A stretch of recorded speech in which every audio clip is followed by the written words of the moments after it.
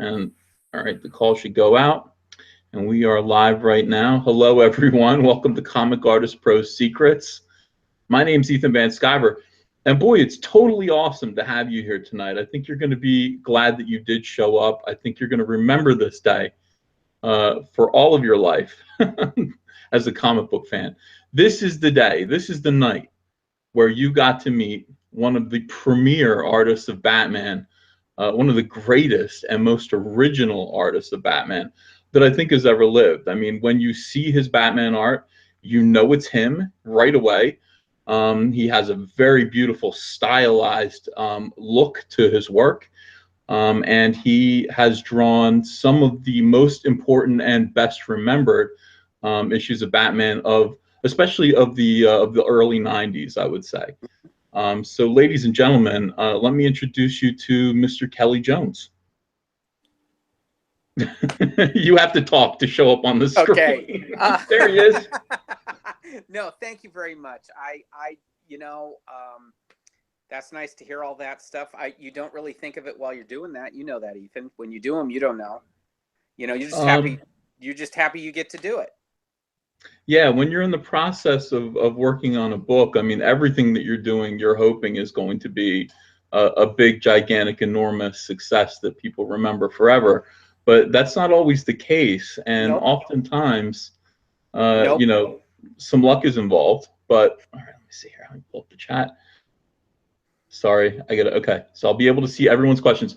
Okay, everyone, here's what's going to happen now. I'm going to interview Mr. Jones. And the way it's going to work is, I think, Kelley, are you prepared to draw? Are you going to be able to draw on screen? Right behind me.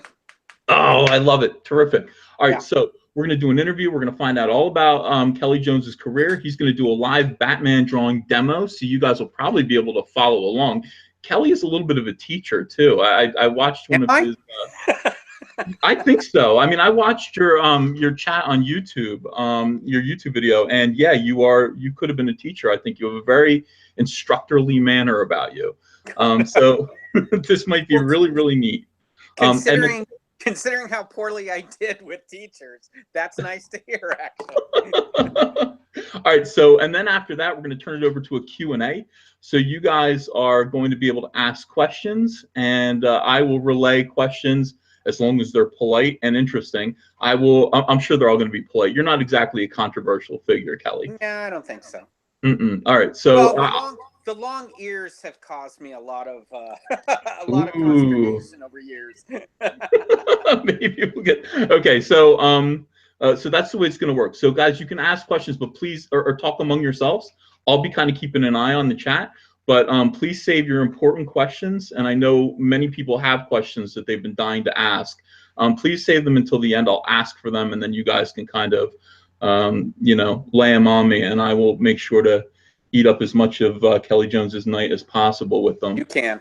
All right, so let's talk about your childhood in Sacramento. Well, I was kind of lucky in that I had parents that, though very blue collar, were encouraging of all this. Not just the drawing, that was just sort of always there, but the love of comic books, getting comic books, collecting comic books, watching horror films, going to drive-ins then and whatnot. They had no problem with it, and their only rule was that if I was going to watch something scary on television, I couldn't come running into their room screaming in the night. I had to deal with it. If I was going to buy comics, just mow a lot of lawns, And at that time I was lucky. My brother just started driving, and part of his deal was he had to take me everywhere to all the 7-Elevens, But since I was into that, they really encouraged me collecting them. And they had no problem with it. I to this day wonder why they let me do it. Well, when did you see your first comic book? How did that come about? My brother came home from school. It was at the end of a school year, and one of his classes, he must have been in 6th or 7th, 8th grade, something like that. And they just had comic books in there, and the teacher sent him home with comics.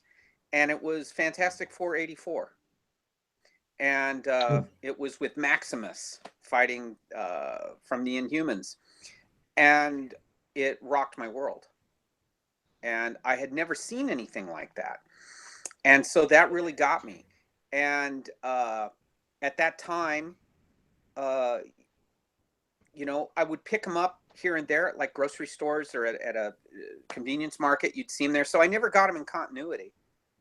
But in those days, comics, if you remember, were like one and dones. You know, they were just one story. So I didn't really know the characters. I just knew it.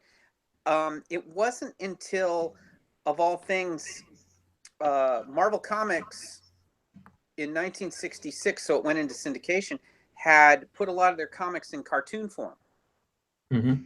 And so they were run like when you came home from school. Man, I raced home from school because they had, you know, Thor and the Submariner and Iron Man, all these things. They were all Jack Kirby and Don Heck drawings, and Yeah, they would with the move great them theme around. songs. Yeah. Yeah, so my that's where I saw them in continuity and got to know who they were. Mm-hmm. And I was transfixed by this. And Thor in particular just knocked me out. So I still did not know the names of anybody who did comics. I didn't even know how they did anything. It wasn't until my parents were invited to stay at a friend of theirs' cabin in North Lake Tahoe. It was in middle of winter, snowing like crazy. They did not want their son reading comics. So while we were taking the place for the weekend, they said, just have your son take these because they're bad influence on their son. And in there was Swamp Thing #2. Ooh. There was Swamp Thing #2, Frankenstein #5, and tons of regular, like Avengers, Fantastic Four, and all that stuff. And I really enjoyed those. I hated Swamp Thing #2 when I saw it. Hated it. Hated Frankenstein #5 because they scared the hell out of me. And I went back about an hour or so after I read them again, and I became an instant fan. And that's the first book that I will look to see who made it. You know, I actually read the credits box, and I saw these weird names of Ween and Wrightson. They seem like the kind of guys, that's the name you have to have if you're going to do Swamp Thing. And I became, at that point, a collector of comics, not just a fan who would occasionally pick them up. At that point, I knew I had to buy them.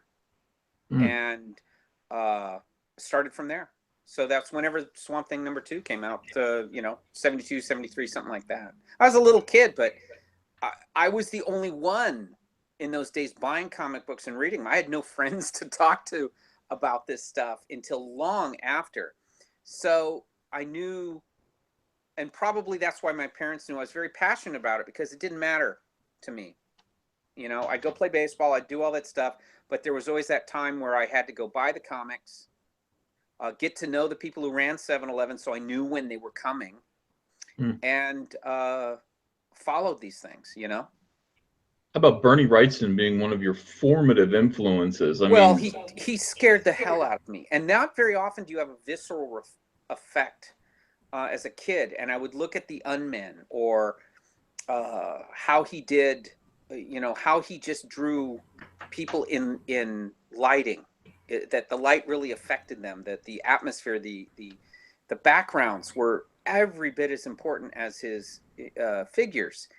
And I believed his world. So these images stay in your head. It was the good kind of scare you, though. It was the kind where you'd go back and look and find a new thing every time. I still do. And at that point, it affected me pretty deeply. As I got older, I realized how skilled he was at composition, how skilled he was at his inking, how he could texture so well, his very strong dramatic sense. Those things came later, but they still work on you whether you understand that or not, you know. So this was in the early 70s, and you were what, 10, 11 years old? 10, 11 years old, yeah. And like I said, you know, the Hey Kids Comics Rack was my comic book store, wherever you could find them. And hunting those things down was tough. I'll tell you, when you get Howard the Duck 2, miss 3 and find 4, it would drive you nuts. You know, it, like, you had to. Yeah. at that point, I had to just give my brother money for gas and go hunt for these things. Luckily, he understood I was insane, so he went along with it. All right, so what kind of kid now? Being 10 years old and finding Bernie Wrightson, I mean, you were allowed to watch horror movies, but I don't know if you were a big horror fan. Did you start tuning into the Creature double feature kind of Saturday afternoon? I think what happened was I was a fan of that stuff before I was really of comics, because I had seen at like 6 or 7 years old, I saw Frankenstein and Bride of Frankenstein on television back to back, and I was absolutely terrified. But it struck me because I at the end of it, when it was all said and done, I felt sorry for him. And even then, I remember telling my father, you know, how terrifying it was, but I really felt sorry for him, that they'd done him wrong. And so at that moment, I became interested in that kind of stuff. You know, you did all the other stuff other kids did, but what really happened, Ethan, was I was allowed to watch these things. So when I would watch Kolchak the Night Stalker or one of these things on television that none of the other kids were allowed to watch, I'd go to school the next day and tell them what had happened. So they would all come to me and say, well, what happened? Because they weren't allowed to watch this stuff. And that's where I really started becoming a storyteller. Was I would say, you know, and the vampire guy came out of the weeds and attacked somebody, and all you saw were his eyes, and he sucked their blood, and he said, and they're freaking out. I mean, I had a teacher say, you're scaring the other kids by telling them these things that were on television. And that's powerful. When you're a kid, that's pretty powerful. But it was one of those things that I was grateful for it, you know? Did you believe in ghosts, monsters as a kid?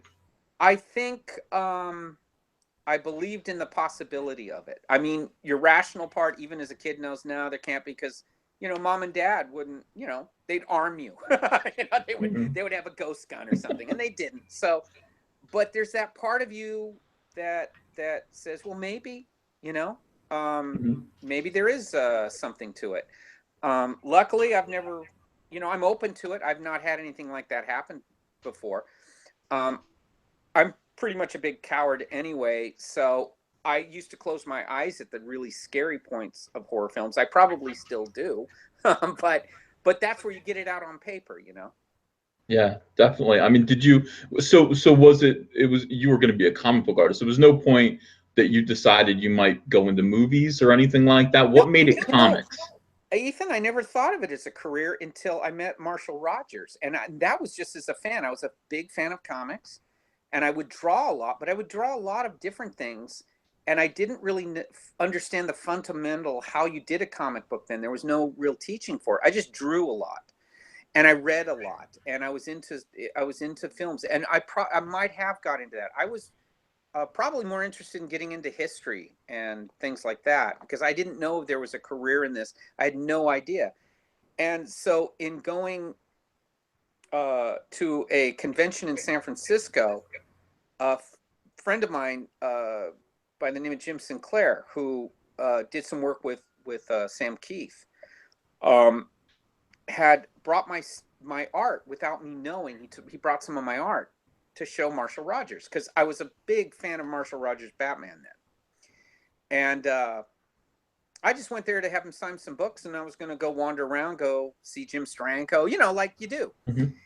And Marshall was just savaging some guy before me, and I'm like, oh my God, I'm so glad I didn't bring my stuff. And my buddy pulls out this stuff, and he says, look, my friend doesn't think he can do this, but I think he's good. What do you think? I could have killed him then and there for this. And I'm like 16, 17 years old, or 16, I guess.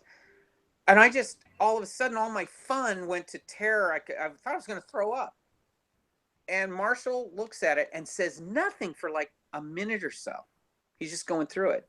And he looks up at me and he says, do you have some time? And I said, yeah. That's says, nice. Do you want to sit down for a minute? Because I think you can do this. I think you're pretty good. I had no superhero art. I was just all my weird drawings. There was a few moments that looked like comics, but they weren't, you know, superheroes or anything. And then he began to tell me how to do this. In fact, let me show you something here. I got to show you this. I Ooh. didn't know you were going to ask me this. So I always ask the good questions that lead to the props coming Okay. out. So he sits down and he starts telling me everything I'm doing right. Everything he likes. It's original. It's all this kind of stuff. He tells me, fix it here, do this here, work on that, you know, that kind of stuff. But he's really taking me aside. This is after I've seen him just destroy some people. And he's nice about it. He's not mean. He's just, you know, you got to He's do honest. this. Yeah, he's very honest, but not what you'd want to hear. So he takes out a piece of paper and he draws this for me. And if you can see, it's how to draw a figure. And here's, you know, how to draw the figure, how to do an arm, how to lay out a head.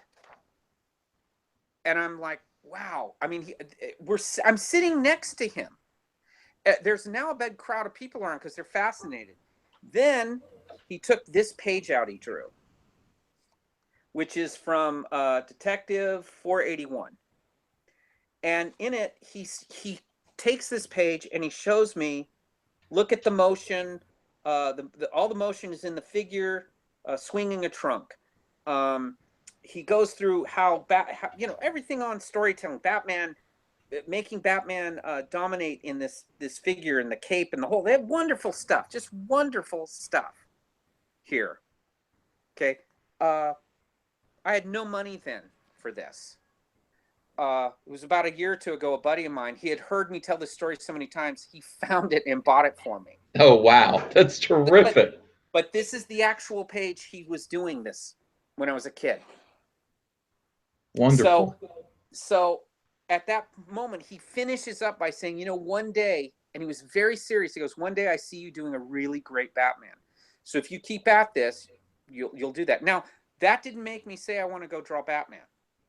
I was so stunned that I don't remember the rest of the show. And I remember driving home, and I you know, it went from I wanted to kill my friend Jim to thank you, you know. And that's when I first thought, well, maybe I could do this. You know, maybe. Now, how old were you?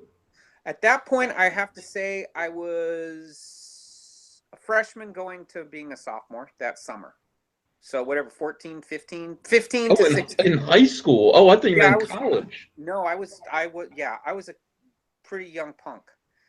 But he liked my drawing a lot. He thought what I did, if I remember, he had said it looked like I was speaking to him personally through a style. That was like a personal thing. And he really dug that. I had no idea what that meant until long later. I mean, I didn't know how to take that. He probably because I didn't look like anybody at that time too much because I was not trained and I hadn't studied anything, and he could clearly tell that. That's why he showed me how to do things. I was just looking at people and wondering how to put them in a comic book or put them in a drawing or whatever. So at that point, I started to take it a lot more seriously. And in about 2 years, 3 years later, Marvel did a tryout. And I sent stuff to DC and I sent stuff to Marvel at that time. And again, this is so strange. The day I get hired was the day I was rejected, on the same day, where I get this very detailed thing from Ernie Cullen at DC saying I suck. But it was nicely said, you know, this is wrong, this is wrong, this is wrong. If he did say, if you live near here, but you're out in California, if you live near here, maybe you could, I would ask you to come in and I could help you with stuff, but you're just too far away from it. But at the same day, the same amount, 2 hours later, I get this thing from Marvel saying, Butch Geist wants you to ink Micronauts for him. And would you accept the job? And it was on the same day. I had sent them the same stuff to look at.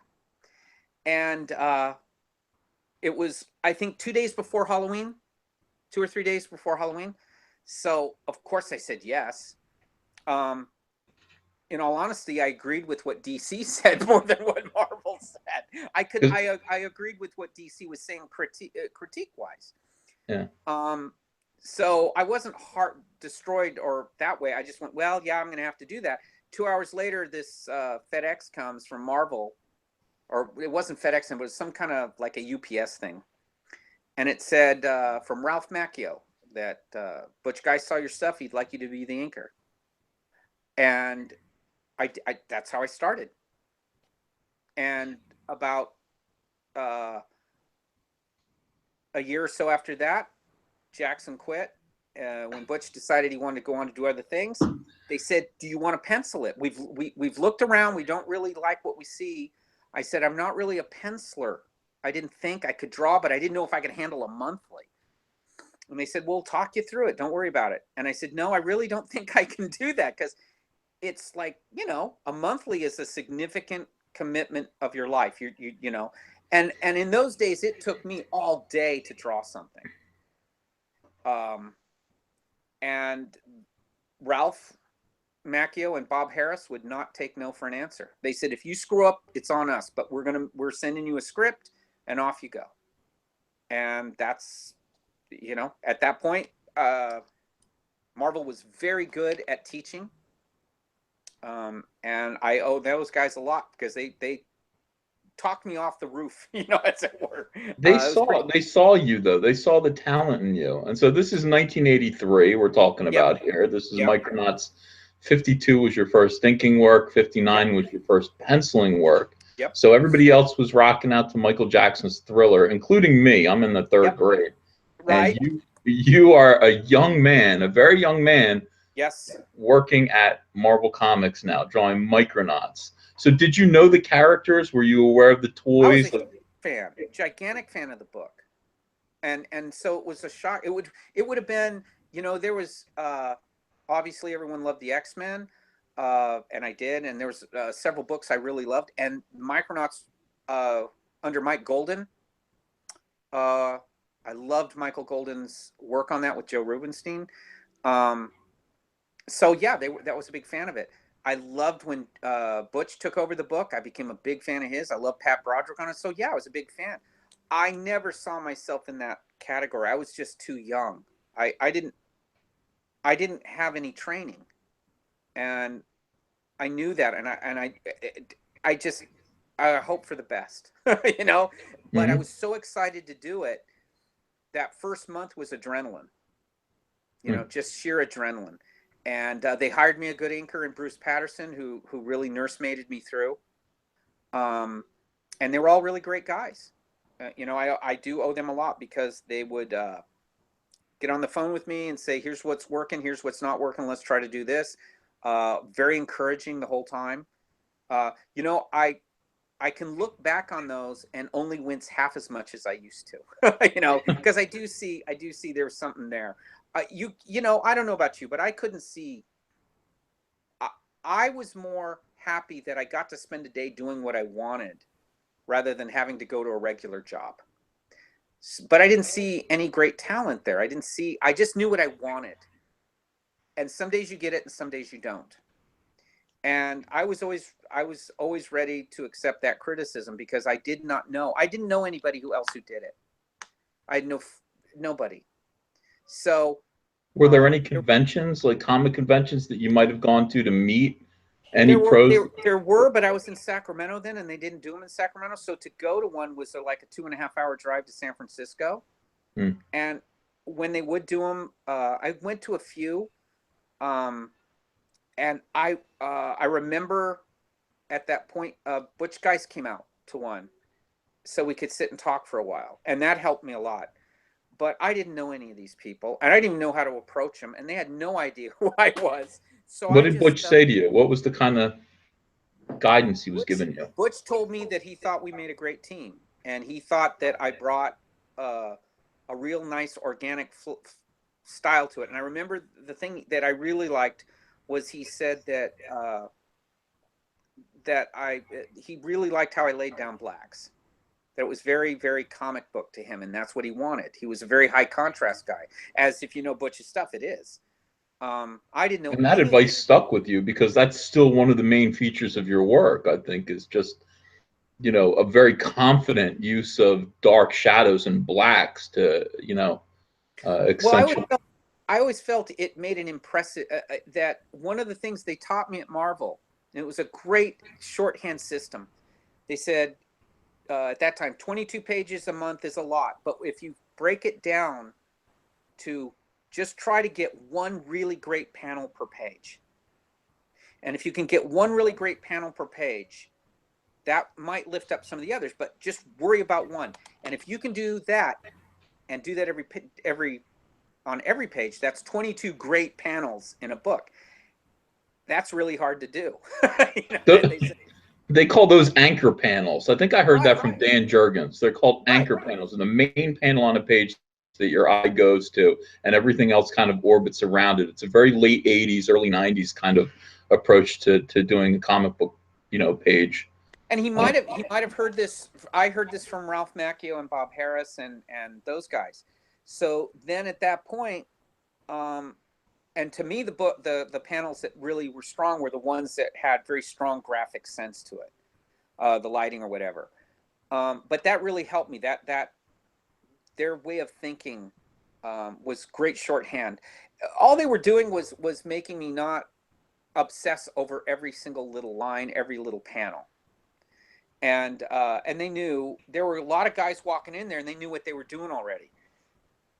With me, it was like they were teaching me perspective. They were teaching me foreground, midground stuff. Background, really, really good stuff. They always felt, well.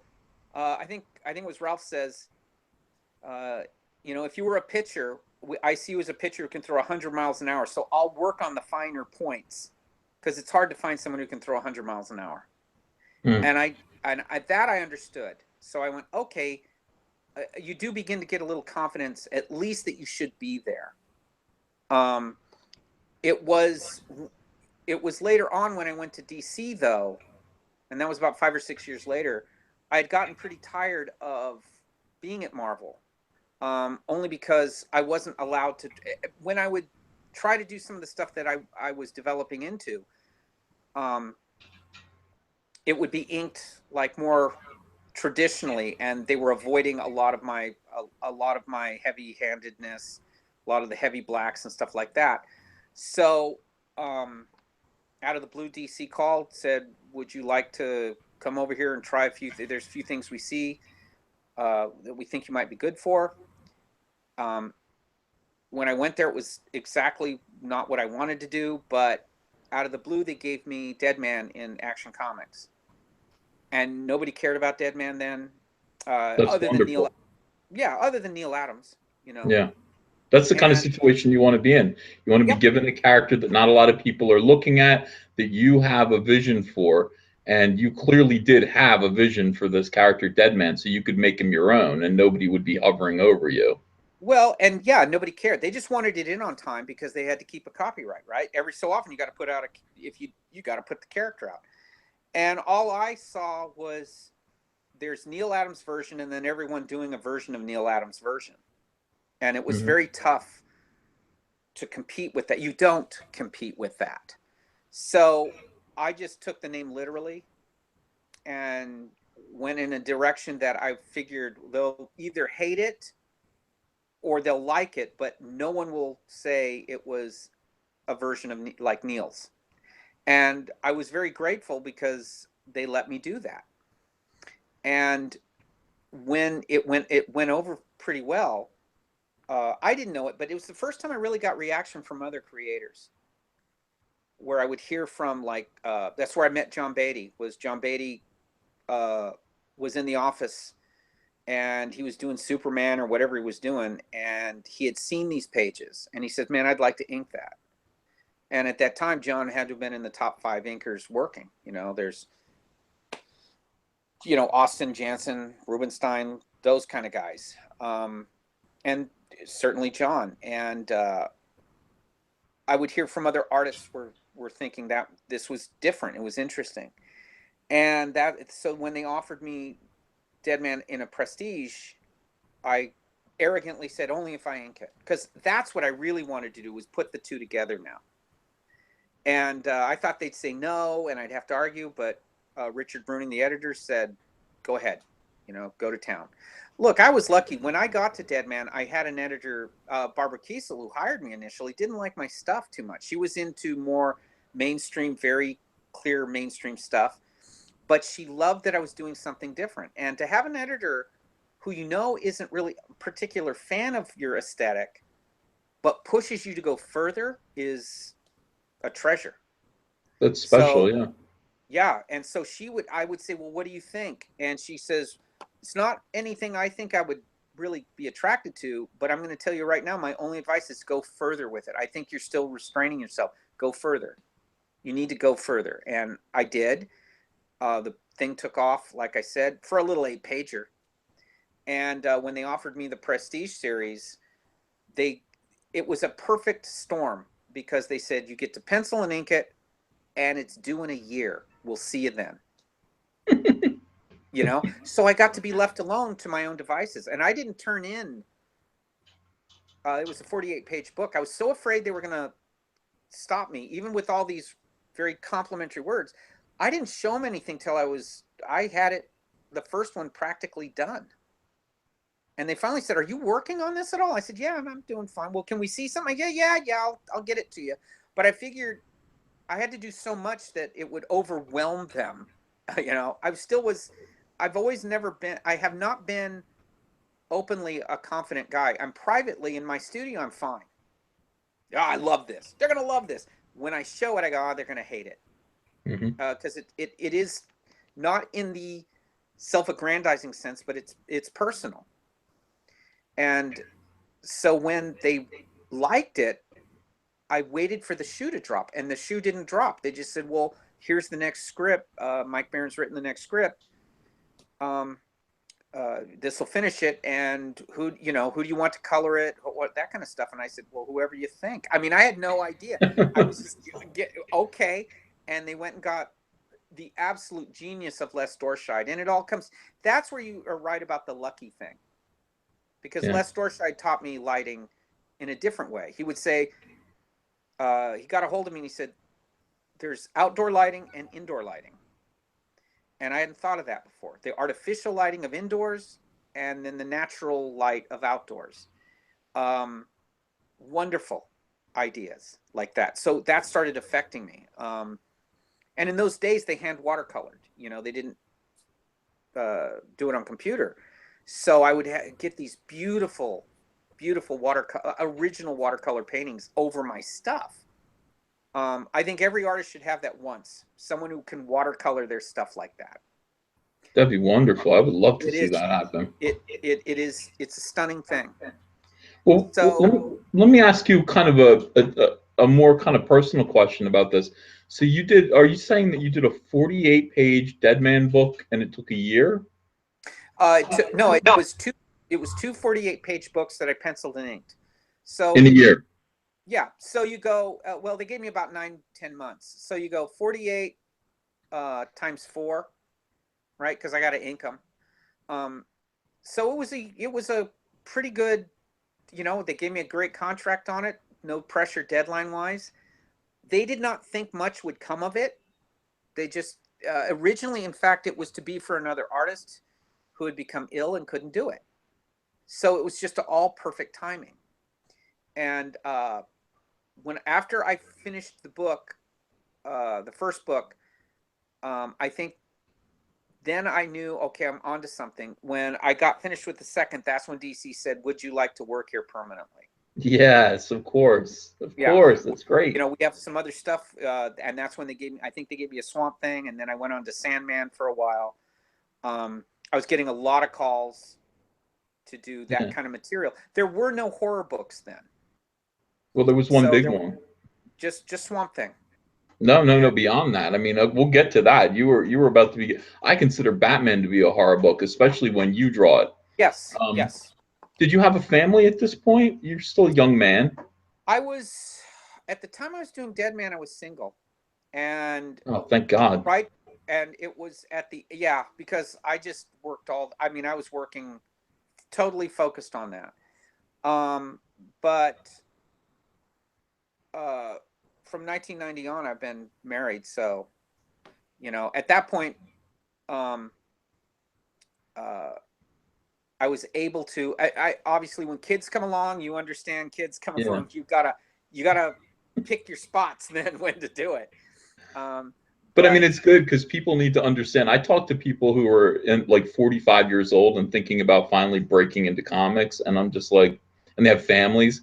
I mean, you really do need to get all of your like grunt work, like all of your big, ambitious, like your most ballsy work almost out of your system when you're young, because you have a family eventually that is going to depend on you, and you're going to need to work at a quicker pace. Well, But you're right. You're right. I wanted to do. I called it the work that when they fire me for this job, I always think when I'm fired, well, at least I will have a book to show everyone this is what I meant. They fired me for the right reasons, but I love this book and this is how I look. did you think of everything that you were doing as, okay, this is my Sergeant Pepper. This is my Killing Joke. This is my masterpiece. Yeah, and down to the fact that when I took Dead Man, I had the distinct honor of Neil Adams coming up to me and saying, "You solved the problem of not drawing like me. You know, you did it." He says, "That's how you do it." And you know Neil, so that was a very cool thing he said, because that was his guy, right? And so when I went on and I did like when I did Sandman, I had no idea. Sam Keith was a friend of mine, and he had done the first few issues, and I didn't really know much about it. So when I got to do that, it was a similar thing. I just I always had a thing with writers that I like to talk the story over before they write it. And not so much that I throw my 2 cents in, but to really get the vibe going. And when I first, like with Neil, he says, "Well, I kind of just sort of write." And the first one he did, and he said, "I said, I know, but I like the give and take. You never know what will come out of that. A third thing comes out of it. It's yours and mine. But then that third thing." And that's kind of what happened with Sandman. And then Sandman was taking off on its own anyway. So what was your relationship like with Neil Gaiman? Always very good. We used to talk a lot in the middle of the night. At that point, he was still living in England, and he didn't know how things were going over here. So I'd say, "Hey, you know, book I remember the one with the cats I did extremely well," and he was worried about that. He says, at that point, he was very, very blocked, and he couldn't think of a story. So he decided, and I think he solved it well. He says, "I just won't write about Sandman. I'll write something else." And so Sandman's not really even in the book. It's just about cats who dream. It was a great solution to his writer's block. And I had only done the previous issue, and I was out of there. I was going to go off to do something else. And they couldn't find an art. It's the story of my life. They couldn't find an artist for it because nobody wanted to draw a book of just cats. 4 or 5 very notable people turned it down. So when he called me, he says, "Everybody's turning this down." He named who they were. I went, "Wow, those are all great people. I'll take it." If they turned it down, I got it. That's where my ballsy thing was. Well, then if they're going to say no, I got to do it. And I'll show them how they were supposed to do it. I'll show them the opportunity they missed. You know what? I can do 22 pages of cats. All right, I'll do that because why not? Sure. I had a cat at that time. I put that poor animal through its paces by posing him around and making him do everything.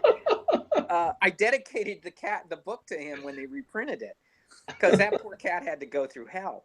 But that was a smash hit, right? And it's the one that everyone remembers. And I take.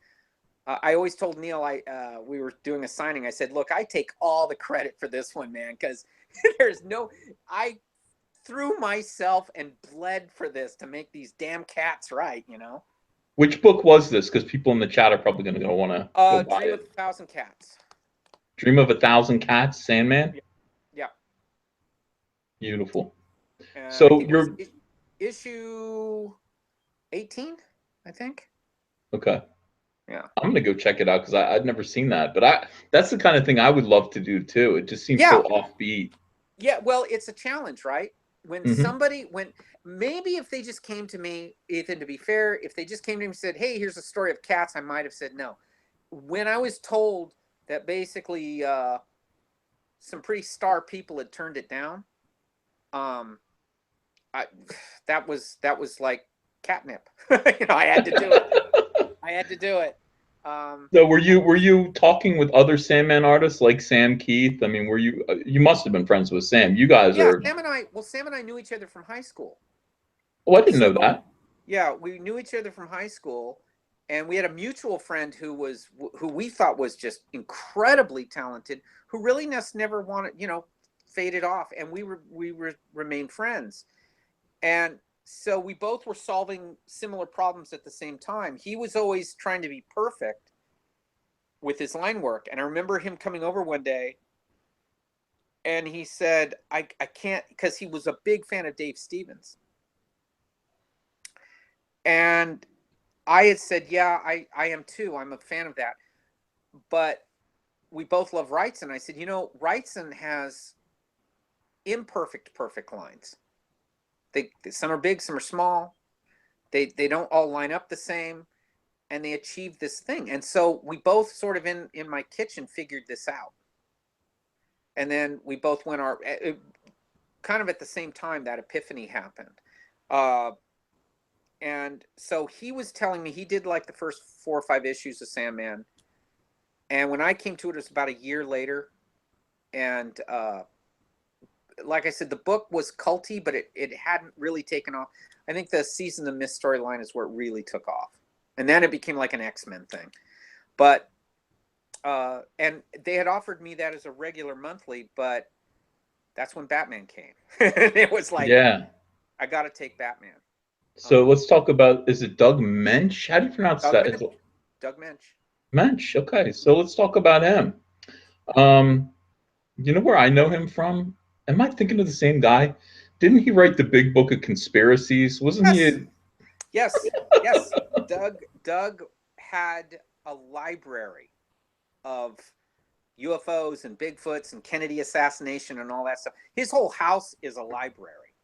I Yeah. mean, of all subjects and stuff. But he knew of where he spoke. And while I was doing Sandman, the inker on it was Malcolm Jones, and he was friends with Doug. And Doug had seen Dead Man, and now Doug was seeing some of the art I was doing for Sandman, and that's when Doug called me up, and that was amazing because I was a big fan. He wrote Master Kung Fu, and geez, from Master Kung Fu to Godzilla, right? And I was a fan of all this stuff. Mm-hmm. I mean, at least when I was a kid growing up. So when he called, he says, hey, I got this idea for Batman, and it's just, kind of nuts, but how about if I send you the treatment, and if you like it, I'll approach Denny O'Neil. And I was all excited. Wow, Batman. And at that point, he sends it. I read the title, and I was like, ew, this is terrible. Batman versus Dracula. Ew. Right? I was thinking Batman and the Penguin, or something typical, normal. But when I read the treatment, and then it wasn't called Red Rain, it was called Glory and Scarlet or something like that. And about halfway through reading it, I called him up, and I said, okay, I'm on, because this is fabulous. And he goes, well, what do you think? And I said, I don't know, I'm halfway through, but this is really good. Mm. And it's different from what I thought it was going to be. And there's a very true Gothic tragedy to this thing. I thought it was going to be stupid. And I said, the title doesn't grab me, but I do like this. And he called me about a half hour later saying, okay, Denny O'Neil's approved it, because he knew Denny pretty well. And he says, once I got a commitment from you, will you do it? And I said, absolutely. So I had to call Karen Berger and say, I can't take Sandman on regularly because Red Rain had come up, and they were very disappointed, which, I wasn't used to people when I quit being disappointed when I quit. So and again, Ethan, I was given okay, it's a graphic novel, it's 90 pages, you got several months to get it done. And I it was love just, that. yeah, I was just left alone to do it. You know, our careers are following the same path. I'm Yeah. listening to you and I'm saying, first of all, yeah, there were three guys that were artists with me, and one of them, the one we thought was going to succeed, kind of was obsessed with lines, and he turned out to, I think now he's cleaning up Roadkill in Elkhart, Yeah. Indiana. It's Yeah. so weird. And then Yeah. like the stranger, more eccentric artist, Sam Keith for you, Yeah. was Trent Kanuga for me.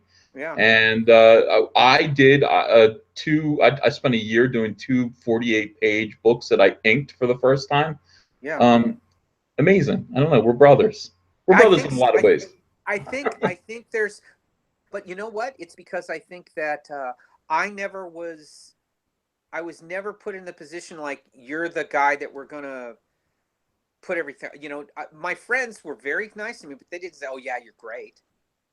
It was just the other people, and I was in agreement with them when I went to and worked at comics. It was when I got in, it was for technical things, but it was never like, "Oh, you're this guy."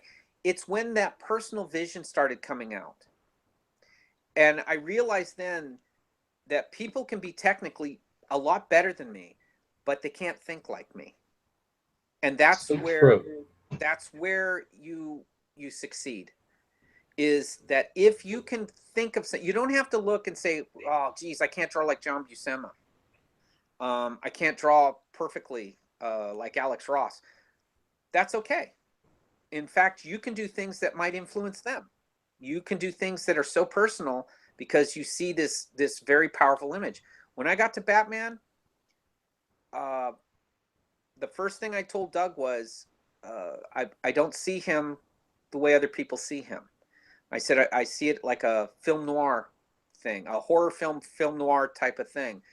And he goes, well, explain that to me. Just don't say that. And I said, well, okay. His thing is to scare people. Yet I don't see that in any of the books. He just beats the hell out of people. Yes, that's exactly right. Okay, Yeah. now we're talking. Let's Okay. talk about Batman. Okay. So I said, what I see him doing is he basically, if he has to beat you, he's kind of failed at that point. Basically, all he does is say, stop it. Mm-hmm. And the way he says it, the way he holds himself, that is enough. His first weapon is intimidation and fear and superstition. And the reason you know the Rogues Gallery are insane to a man is they keep doing it again. Yeah. Regular people, once he comes to regular people, regular criminals, they quit. That's why Batman is. I told Doug, I said, to me, the reason Gordon works with him and breaks your Fourth Amendment rights is there's no recidivism with regular criminals when Batman's there. Gotham, he can go to a gang and say, stop it, they stop it. The Joker keeps doing it because he's insane. The Penguin keeps doing it. They're all off. But regular criminals don't go to Arkham Asylum. Regular criminals do their time and never do it again because of him. Batman's the guy in the room with you 10 minutes before you realize he's been in the room with you. And that's terrifying. That's just terrifying to me. And he doesn't. In fact, I told Doug, I said, I'm taking away his body and I'm making him a cape. Yes. Thank you. Oh my gosh, this is what's going wrong right now. Okay. I mean, so many people are focused on drawing Batman as this super soldier type of guy with all these weapons on him that you can see his visible build. His cape has been reduced to just kind of, well, it's a cape, it's there. Well, his ears are too small. I agree. And I agree. I mean, here's the thing. People see him and they think he's a bat. They think they've seen a giant bat. Yeah. Based on what, currently? I think regular people in Gotham, I told Doug, I said, I think regular people in Gotham think he's one of the Rogues Gallery himself. They don't know he's good or bad, whatever. They just know he's to me, I said, he's the baddest of all of them as far as regular people look at him. There's the Joker and the Scarecrow and all these people, but Batman's the baddest. Because why? They put a signal in the sky when he's out. And I said, that's a warning.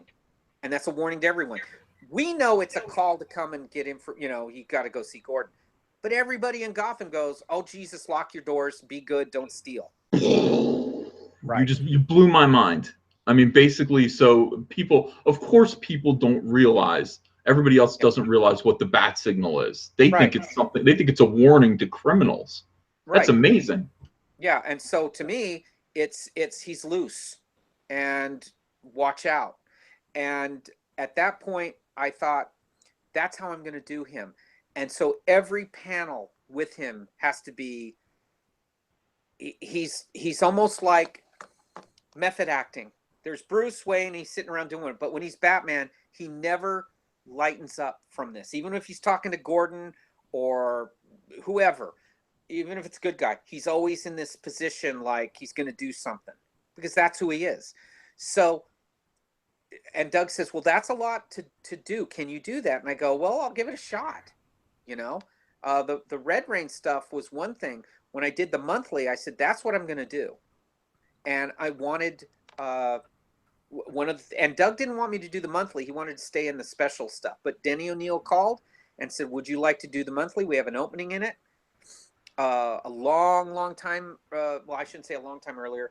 I had done an Aliens miniseries a few years earlier for Dark Horse. And Doug Wildey, the guy who invented Johnny Quest, was at a show.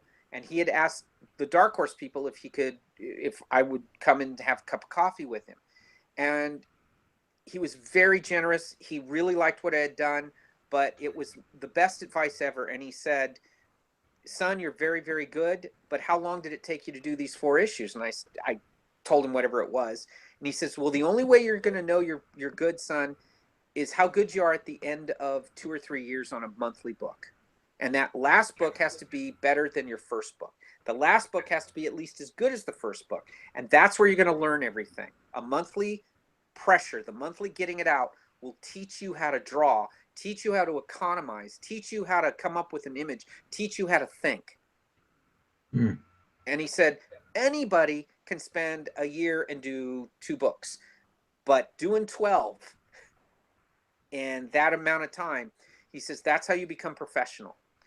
And that stayed in my head in 92 or whenever Aliens came out. So when Denny called and said, would you want to do this? It's, 12 issues a year, covers and the whole thing. I jumped on it. And I didn't even ask Doug or anything because Doug was going to be the writer. And I said, yes, I will. And before I could tell Doug, because I was jumping around the house at that moment that I got Batman as a regular thing, and calling my wife, and it just, I couldn't believe it. And then, so I called Doug. Doug was calling me, and he was pissed off because he said, what about all of our other things? What about this stuff? And he says, are you going to flake out on me? Are you going to flake out? Because the monthly is a totally different beast. He says, that's the men and the boys thing. He said, monthly, you have to bring it every day. And it may be 7 days a week you got to do it. And all day. And that's the way it's going to be. And for at least a year. Because if you commit to me, I'm writing a year's worth of stories. He says, you're giving me hope that I can write shorts, these one and dones, 2-parters. You were talking about the big book of conspiracies. Doug's, his Batman world was paranoid. And so he says, you're giving me hope. I'm going to write differently. So if you say this, you better mean it, not quit in 5 months. So he read me the Riot Act when I was jumping around and happy. So now I was like worried, like going, well, I've done it before. He says, no. There's doing monthlies and there's doing Batman. Yeah. That's different. He says there's a handful of characters. Batman is absolutely one of them. And if you do him monthly, you better mean it. And he threw this in because the rest of your reputation will be, no matter what you did before or what you do after, it's what you do on these, however long you do Batman. That's it. Yeah. That's the way it is. You're on the Yankees now. So you can go play well for the Marlins. It's the Yankees. You're at your shortstop for the Yankees. You better hit. You better show up. You better field. You better be there. And I hung up the phone and I called my wife and I said, I think I made a mistake. I don't know what to do now, but I'm so happy. But he put my head right. And then for the next 36 issues in a row, I would have done the 4th year. But at that point, if you remember, they were combining all the books to, like, Detective and Batman and Robin and everything else were all connected. So I was enjoying that 3 years because if you read Batman and you loved it, you didn't have to buy the others. If you read Batman and hated it, you didn't need it to follow the others. It was just us. And Doug was writing one one-shots and two-parters. They were complete, on to the next thing. It was perfect comics for me, absolute perfect. And I was heartbroken because the fourth year was going to be my last year anyway, and we had introduced this little character that was always in the background, and the fourth year was going to be who this guy was and how bad he was, and what a great character he was. And because he would be where Bruce was, or he'd be where Batman was, and we were going to explain how that happened. Why would he be there? Who was that character? He was called, well, we didn't have a name for him. He was just known as the Puppeteer because all you seen him doing was messing with little puppets and just doing little weird things. And you'd never see his face. You just see him doing this little weird thing, a little marionette thing. And you'd see him, Bruce would be at a big function, there he'd be. Batman would be laying out the Joker, he'd be in the background. We had it even where Gordon was on the phone and he's somewhere around. So the fourth season, without saying who he was, we just did it to see if fans would notice. And when we left, I'm still asked that to this day, what about that guy? And I go, well, he's there. But the fourth year they said, no, we got to combine Robin and Detective, and as for all those characters, they have to be. We got to do that now. It's a reason why those books took probably as long as they did to be reprinted, because there was no reason to have them. The other books were all tied together, so it made sense to put them all in a big book. Ours was only if you wanted it. So one of the nice moments in my career, and it's one of those things that my career takes 10, 20 years to see fruition. But that was one when the first volume came out and it sold out in a month. Of the reprinted. They had never been reprinted really. That they keep coming out, the individual stories keep coming out in a like best Batman villains or best Batman stories or something like that. Those are in there. And at the time I had no idea. They were just so personal. And they were just for us. We would get on the phone and just John Beatty and I and Doug and talk about what we wanted to do. And it would just be 5 minutes of that and half hour just BS and having a good time. By the way, the chat is going crazy saying we remember the Marionette Man. Yeah. Okay. The Marionette Man. They know you. There is a whole thing that wasn't just thrown out. Maybe one day there were people at DC who were interested in seeing that done. So maybe they'll give us a year and we'll do it. If they did, I would do it. So it would be nice to finish that. Well, let's. I think now is a good time. I wish we'd rewind a little bit because I want to go back to the point where you're talking about how you see Batman, and you're about to take over. You've got your own ideas. I think you were probably, correct me if I'm wrong, you're probably pretty heavily influenced by Marshall Rogers because he was so important to you as a kid, as a young man. So Marshall Rogers Batman had the kind of long ears. Of course, yours absolutely doubled that. Marshall was a big influence. I took all of my Marshall books when I got the job, Ethan. I took all of my Rogers books, put them in a case, and didn't look at them because if I looked at them, I couldn't do it. Those are like because he's so good. Well, he was just perfect. He was right on the money.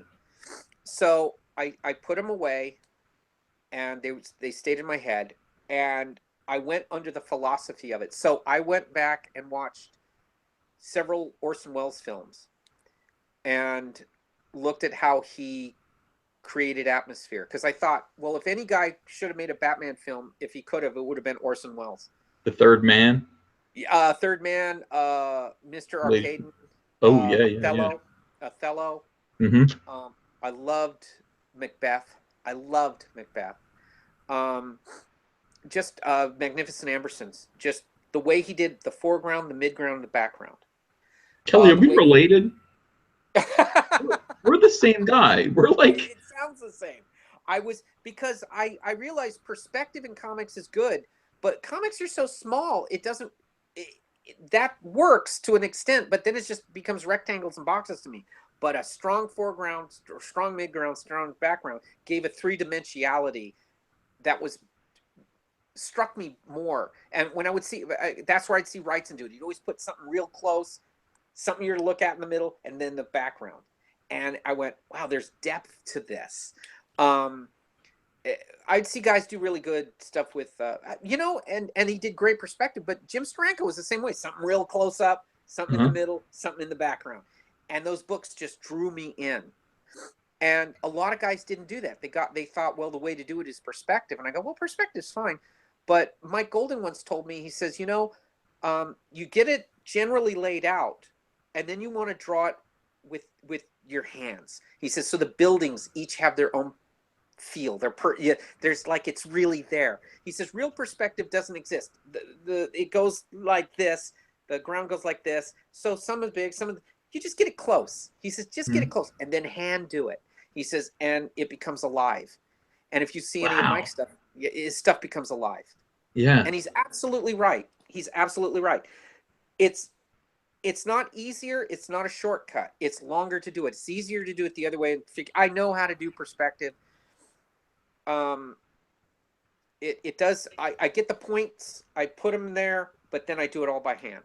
I just eyeball it. And when I'm doing, particularly Gotham, becomes alive. And Gotham to me is a character more than any other city in any other comic book. Those are cities. They can be whatever. Gotham to me is absolutely a character. It's a living thing.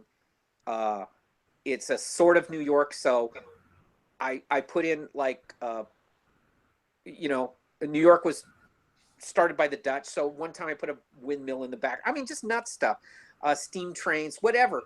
Anything to make atmosphere, anything that makes it like if you go there, you go, yes, weird people from Arkham would live there. These weird villains would live there. They wouldn't be in Metropolis or anywhere else. They'd be here. And it's because the city makes them. Well, I think now would be a really neat time.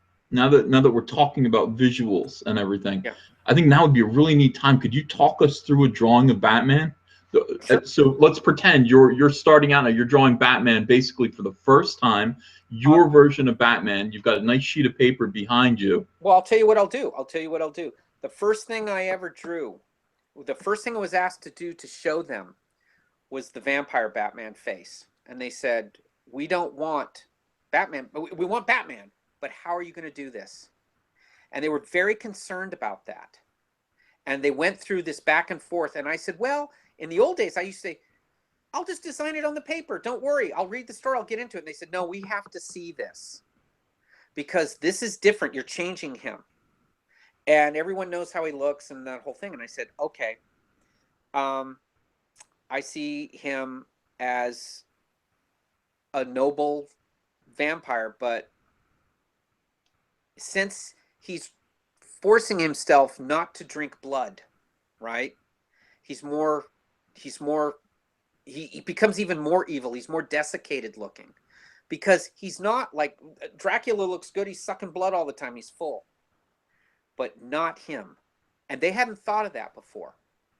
They went, okay, that's interesting. I remember Denny saying, God, I haven't even thought of that. I said, well, Doug has it all the way through. He's saying, no, I can't take blood. I can't. He's resisting it the whole time. And I said, so he's got to show the effects of not doing that. So he's got to be truly, truly creepy. So I did one little drawing for him. And I don't know about you, Ethan, but I don't like to give them something to where I have to be stuck to it. What if I change my mind? So I was very loose with it. But the first time I actually had to draw him in a page, that's where I cut loose. It followed what I had. God, I wish I still had that piece because I had to send it into DC. I never saw it again. But I will do that because that's the one everyone asked me about. That everybody. Nice. This. Okay, so here, can you see all right? Where I'm? Yeah, okay. Yeah. All right. So I always kind of start. I always like to kind of start. I'll start with his eyes.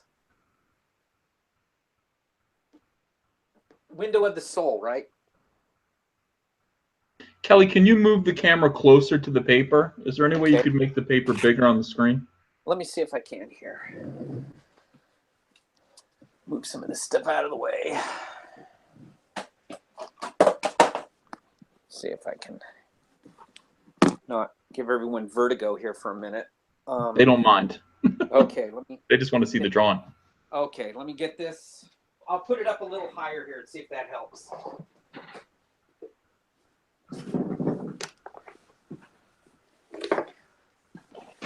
So I'm trying to recreate whenever I did Red Rain. Okay, is that a little better there? Yeah, that's much better. Okay.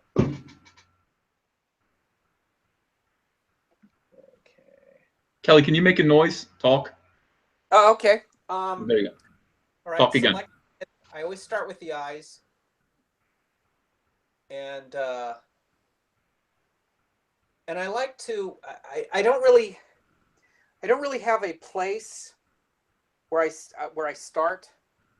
I'll find a place on a drawing where I like to kind of work, and I'll go from there. And I try to get part of it, whether it's a page or a figure, I get part of it where I really like it, so it forces me to finish it. And I don't start rejecting. So I go in, and a lot of my stuff is all high contrast. And then I work in later all the little details. So here, I like a little sticky eyeball.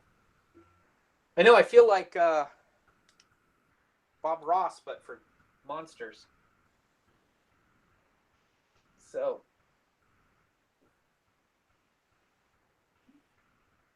and I always like to get the shape of his head.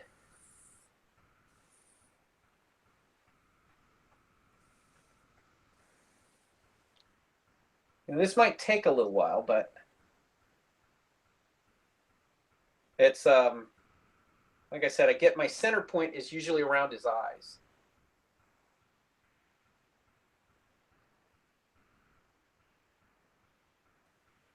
And I use so much ink, I run out of the Sharpies get eaten up pretty quick. I don't know about you, but man, I go through bottles of ink anymore like crazy. An issue takes me 2 bottles, you know? And they make it so thin anymore, I got to leave it out for about a week before it gets thick enough to where I get the lines I like.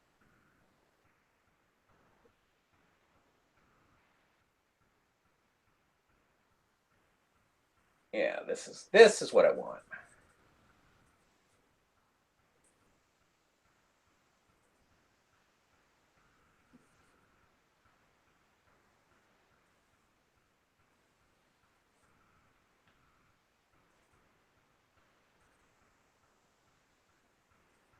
Usually I'm not too good at doing these kind of things, but this is different. This is kind of fun. This is in my wheelhouse, so it's okay. Not too many people. I don't know. It seems like horror in general kind of comes and goes as far as company tastes. Fan taste, it always seems to be there. But companies tend to, depending, they go for it or they don't go for it. So I wouldn't recommend it for people getting into, like, if you do horror, unless it's more independent stuff. But if you can and make it, you always kind of have, they'll always go, yeah, we'll hire you because you can draw a monster guy, It's a weird thing.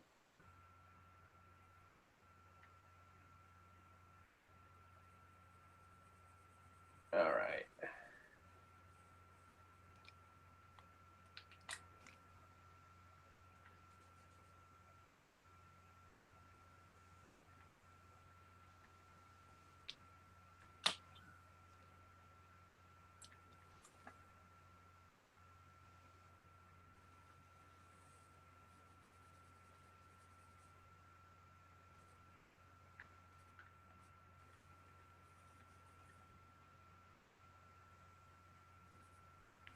Yeah, now it's starting to take a little shape.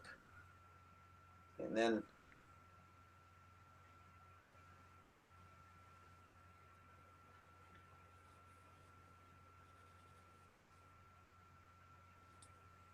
with Vampire Batman, it's a little more skull. He's there. He's not dead.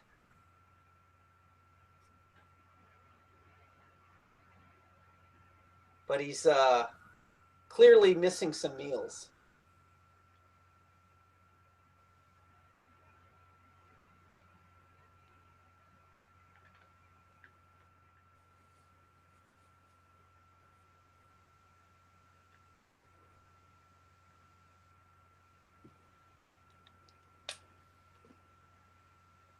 And then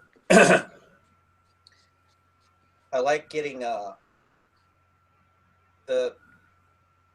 best part of heavy blacks is you can use it to point, like I said, to where you want people to look and get across a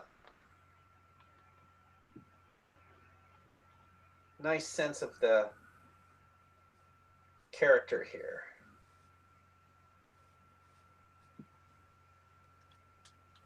Go.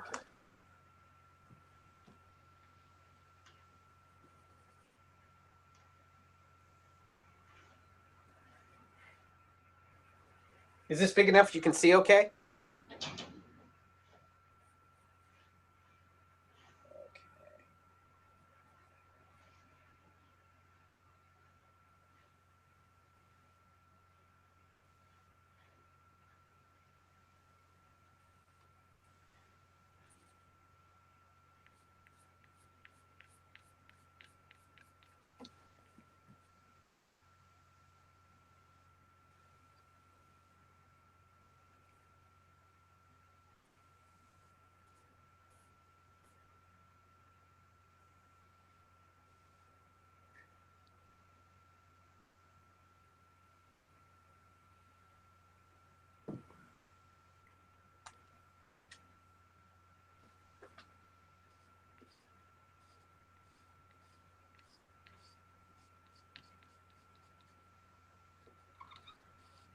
There we go.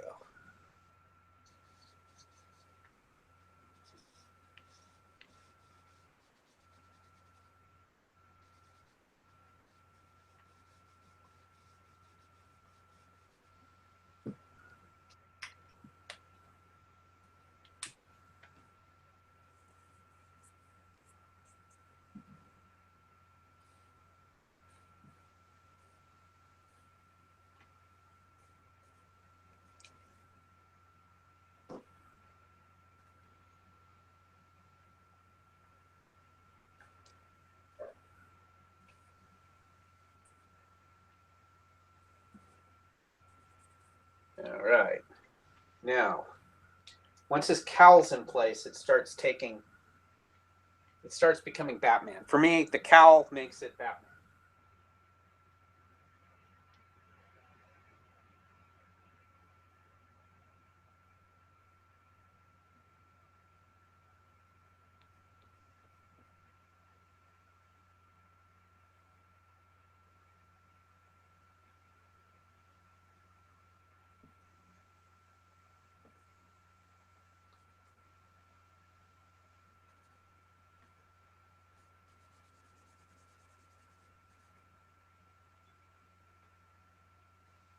Okay, now I get my little pen to do little details here.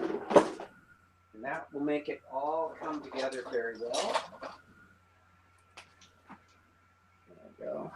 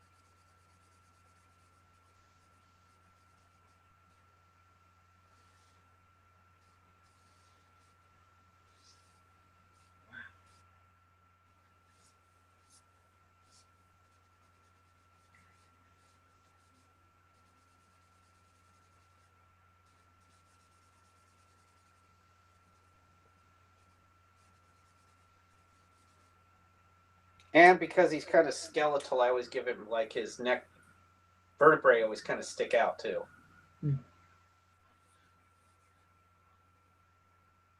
Kelley, talk again. My camera came up. Okay. No, I always add like his vertebrae sticking out, more skeletal. You know, all this stuff. You can't really say this to an editor on the phone because they visualize something so awful. They can't see selling it. You know, they can't see how's that going to sell. So I would always say he would look hungry.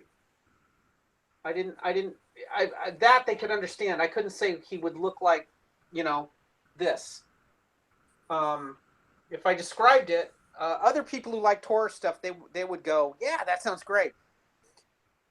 But you know, I couldn't really approach Denny and say that because Denny, you know, he had visions of Batman like a normal guy. Even, and if he's a vampire, basically all he'd have are long teeth. You know, that was the extent of the look. So I knew a lot of the success of this book would be, you know, when you watch a movie and at the end, instead of a ghost, it's actually a guy pretending to be a ghost. That was always a big cheat. So I figured when I would do this, he has to look truly monstrous. And that wasn't really described in the story. It was just he's a vampire. So I figured, well, if I make him monstrous and give him big wings and everything, then people know, yeah, that's real. That's a body change, you know? And there's no coming back from that. And Doug wrote it that there was no coming back.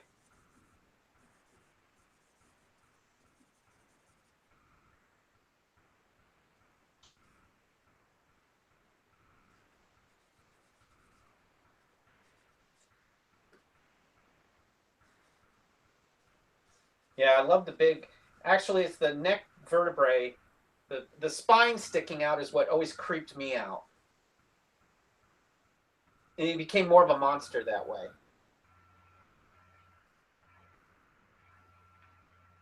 So this kind of stuff, God, this is strange to actually talk about it. I haven't really discussed it like that before. I guess that's a good part about doing an interview.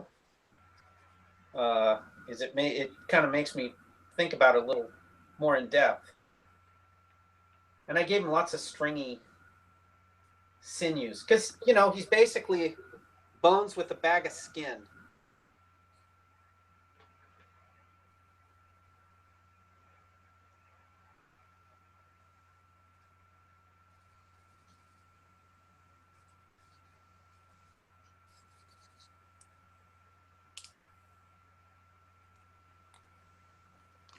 And then obviously the teeth, which a lot of the emotion is in his mouth. Not just a grimace, but it should be that it goes to that's the thing that's really upsetting about him.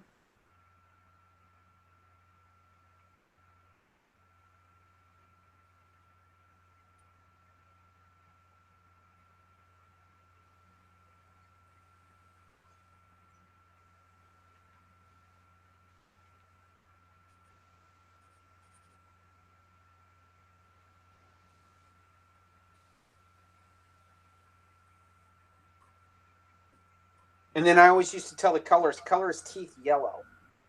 That's a lot more frightening to me, you know. I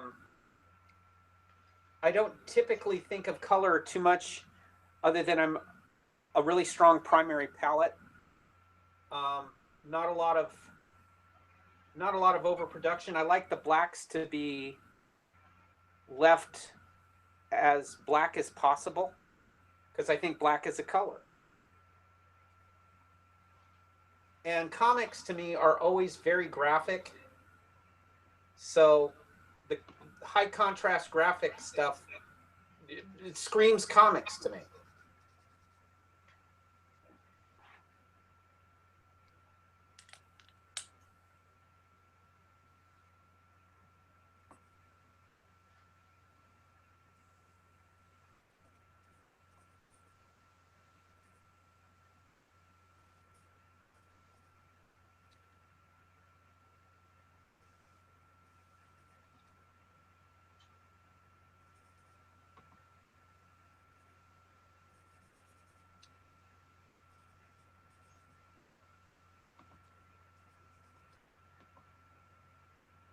Wow. Oh, talk again. I just showed up. Sorry. I'm being quiet, by the way, just so that people can watch you draw. Just so you know, that's why I'm being silent. No, that's okay. That's okay.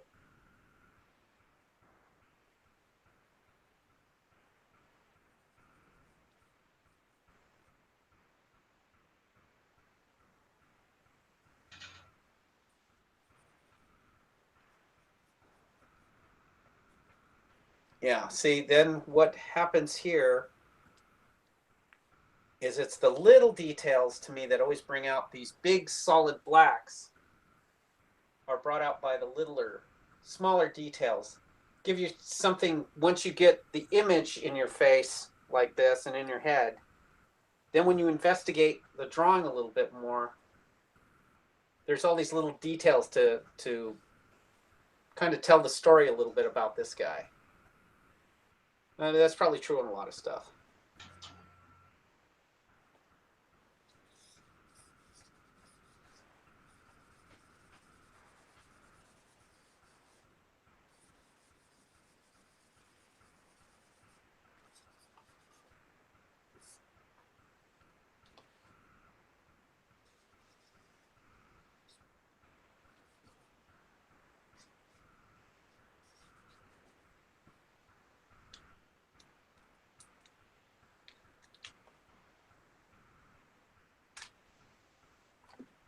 Get these last little things in.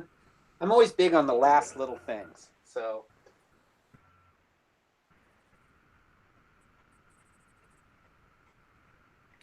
and just to pull it out a little bit.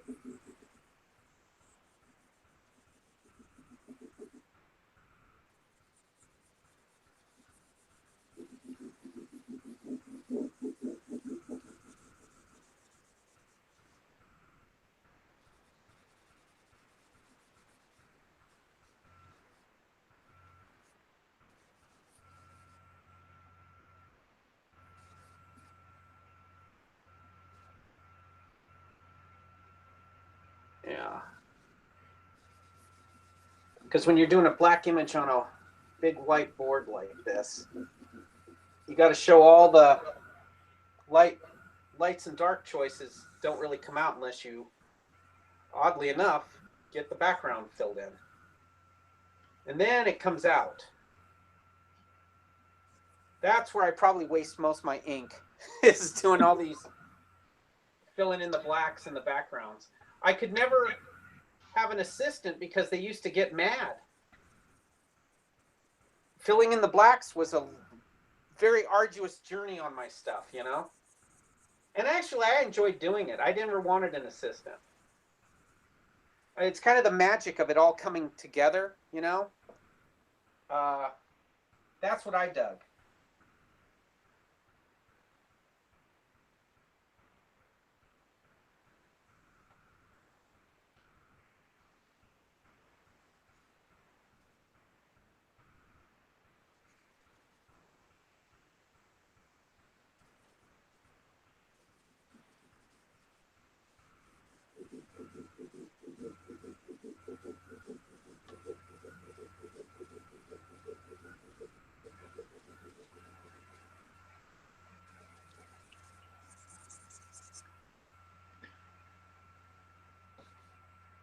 So there you go. Pretty violent drawing. There you go. That is beautiful. The chat was worshiping you through the whole thing. Okay. I was trying my best to just be quiet. No, look, normally, I don't know about you. Normally I work, the only place I really draw, Ethan, is in my studio. Mm-hmm. I don't really go anywhere and draw. I don't carry notebooks around. I don't, my kids didn't even know I drew comics for a living until they were like 12 or 13.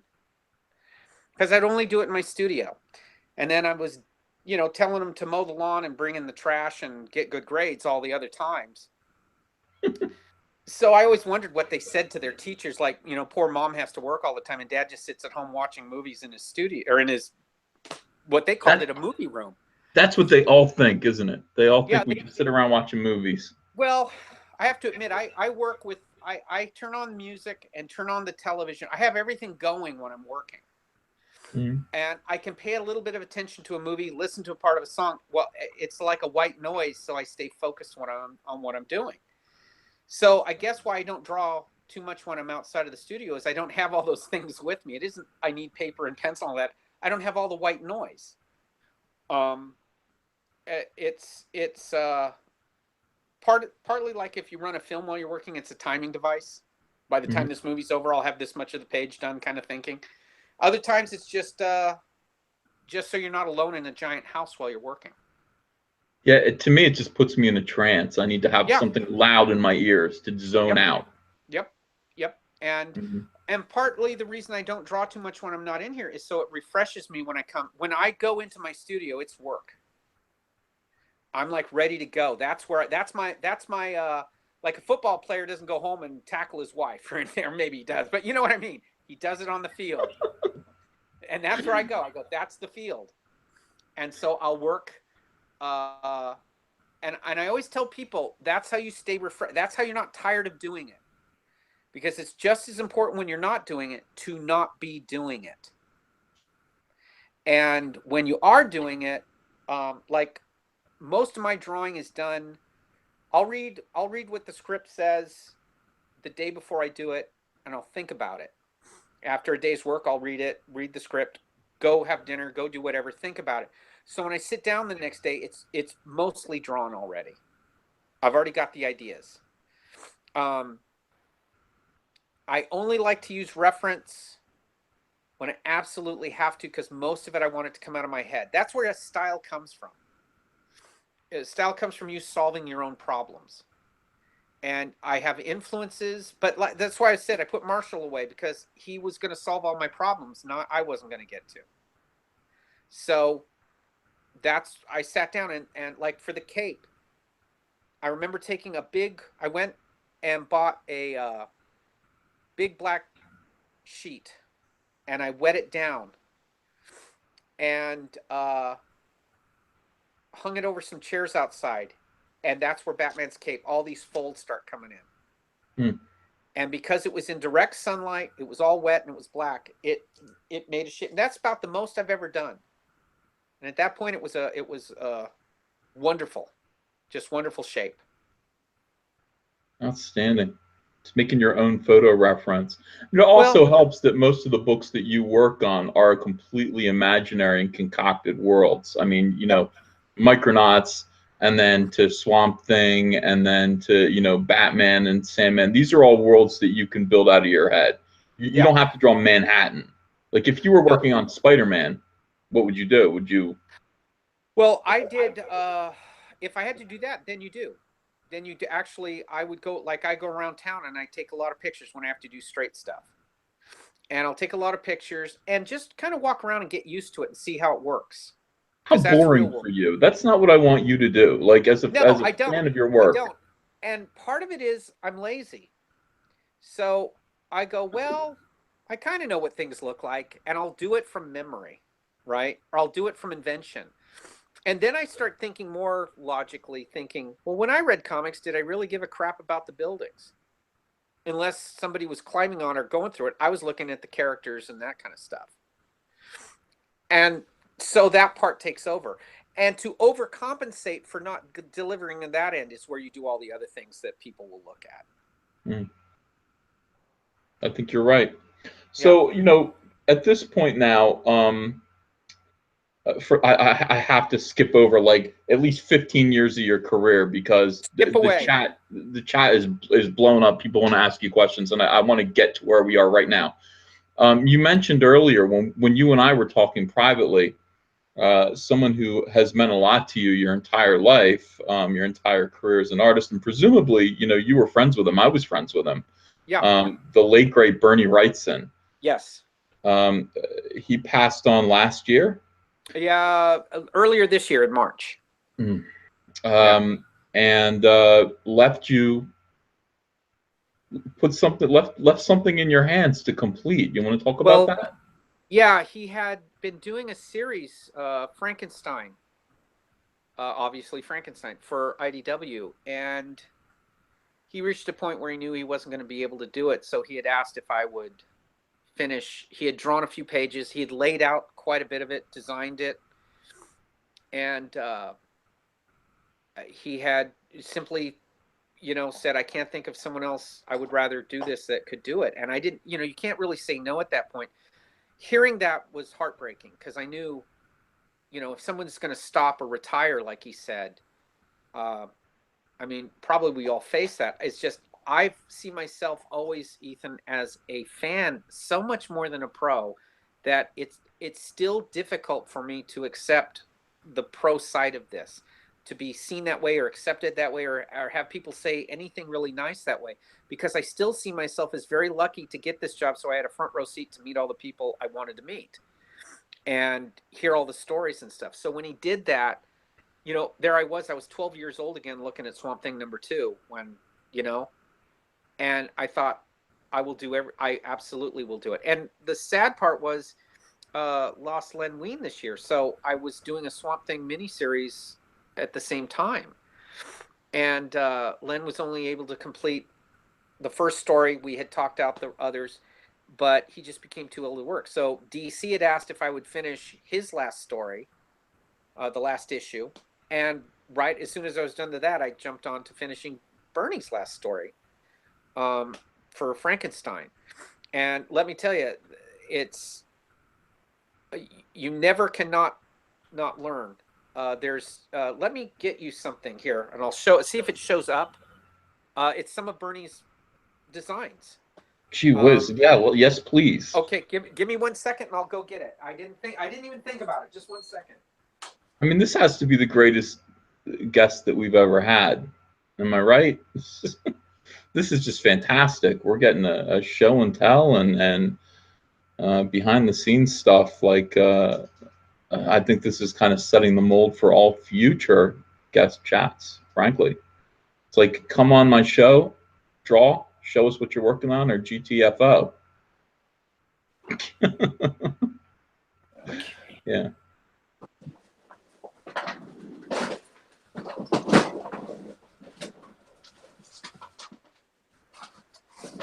Okay. All right. This is pretty remarkable. Bernie,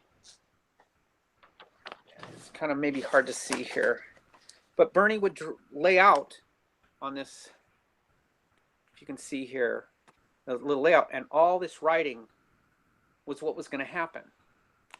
And it starts, you can see something finished here. This is Bernie off of one of those little designs, and this he got about halfway through, and then he couldn't do it.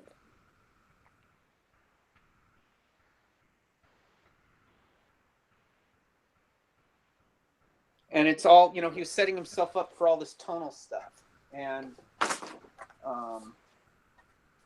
like this is beautiful. These are some of his finished pencils. They're just beautiful. I'm glad I get to show these. Hold that up right. You can see. Gorgeous. This is a guy who never lost a step. What an honor to be carrying on this legacy, to get a chance to finish. I mean, is the stuff that you're showing us actually going to see print? Yes. I'm finishing as best I can. Let's see, there's something so you can, I got it here. There's so much, absolutely so much thinking in his work that, like I said, you don't ever stop learning. And I'm glad when I go through this, well, like I said, it's these beautiful finished pencils of his.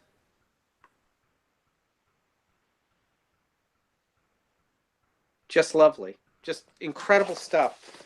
Guy I feel like stopped. crying, honestly. I just never stopped. I think I just hope that when I reach that age or whatever, I can produce at that level. The chat is saying, we know you can do it, Kelley. You can do it. They're cheering you on. I'm gonna try. His skills are beyond. He never stopped learning. He never stopped doing it. You know, so it makes you think. Well, Bernie had always told me, you're either in or you're out, and that the last 5 or 10% of a drawing is what makes the whole drawing. So you can start with all this energy, you can get all the way through it, but you've got to finish as strong, if not stronger than when you finish. And I would say that's true. I mean, clearly he got that from experience, but that's the truth of the matter. He never stopped. As he told me, he was always thinking about it. And a lot of his drawing, you know, very similar to what you were saying, he had a lot of stuff going on in his studio, television on, radio on, whatever. Probably you're right. I think I'd never thought of it that way, but you put yourself in a trance when you do it. Bernie doesn't sketch in this, by the way. It doesn't really show up. It's all just drawing. It's just drawing. So there's no figure under drawing, no laying out, nothing. Just it was in his head, it goes on paper. Maybe that's just the way you're born, you know? I don't know. I would like to think I still scratch around a lot, but I did understand when he said that you think about it a lot, and all the stuff comes out of there. He had really perfected this style of his, I think, through the fact that it was a force of will. Everyone else was doing superheroes. DC created a book so they could have him in Swamp Thing. That I can't really think of too many other guys that were outside of this. You know, he didn't do capes and heroes. He had such a unique thing that they had to have him, so they invented a book. And that's as incredible a compliment as I can imagine. You know, I told him that once, and he just laughed about that. You know, he just said, "Oh, you're overrating me." And I went, "I can't think of another guy." I know there's people that give books to, but to invent a genre, pretty amazing. He was worth it. You have to. I mean, it's like building an arena for an Elvis performance. You're going to do it. Yeah, Elvis. Well, it is. Look, he was a good person too, and I think what I always like to think about him was that he, and you knew him, so he was a guy who was just really sweet. He was genuinely flattered if you told him you liked his stuff. Every time, huh? Isn't that true? He would always go, "Oh man, really?" And I would go, "He means that." I mean, but he was a guy who he didn't have a lot of online presence because he didn't know if he really deserved it. You know, all the accolades. I mean, I remember telling him.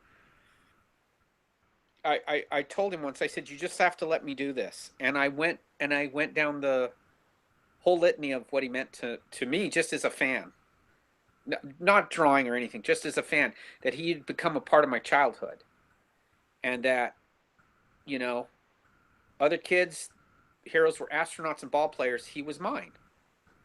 So my parents, it's funny, they used to hear me rattle on about Bernie Wrightson in the backseat of their station wagon. God knows how many years, where I would, you know, my kids thought he was a relative of ours just because I would talk about him in terms of how he did things so much. So they didn't, when they were very little. And I would tell people about, you know, because I would get animated about it.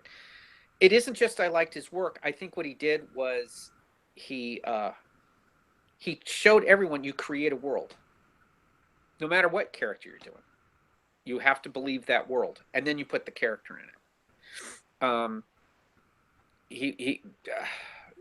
He always used to say, "Oh, you know, that's not true." I go, "It is true, because you can see it in your work." You know, you can see that there. You could take Swamp Thing out of the panels. It's still a Swamp Thing comic. It wasn't Tarzan. That's a lot of commitment.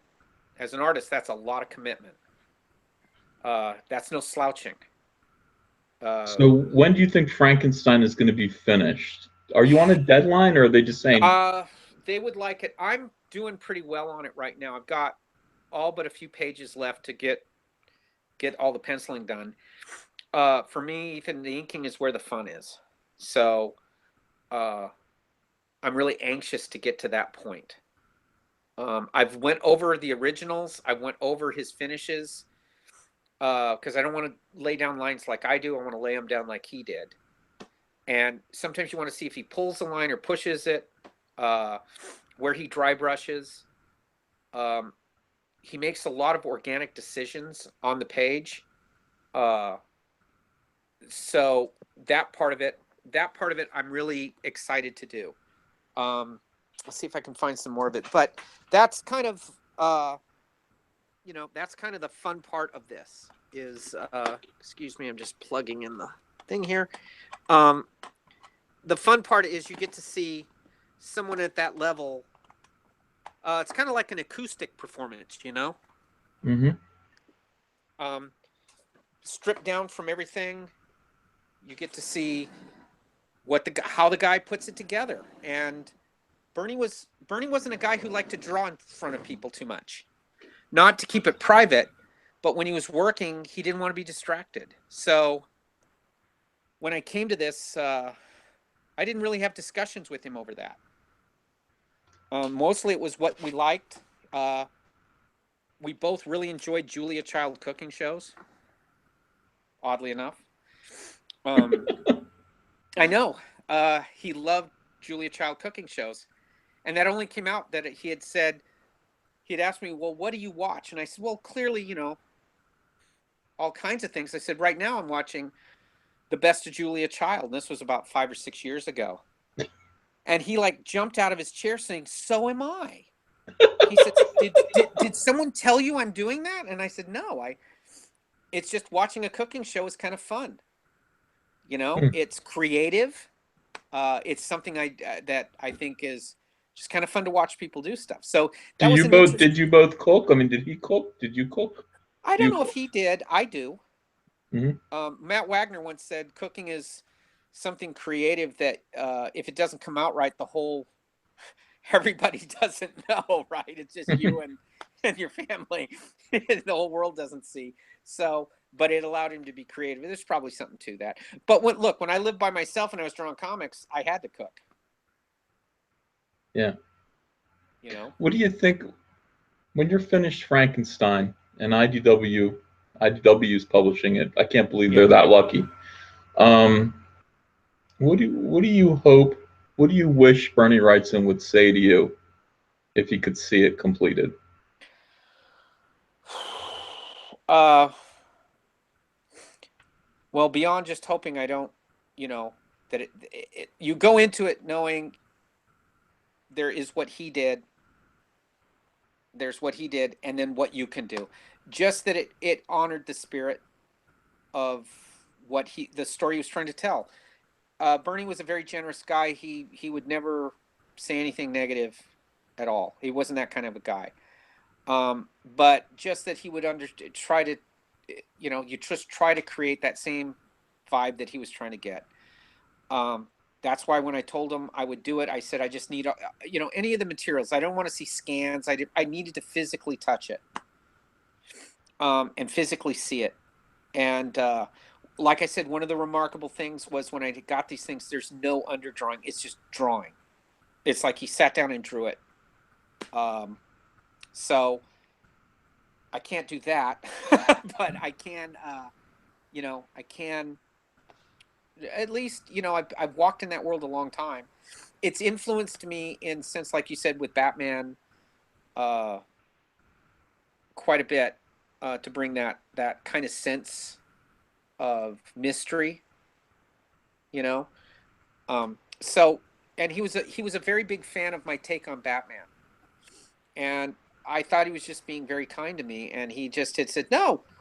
And he starts talking about specific issues. He says, you think in ways that I don't, and there's a lot of stuff here.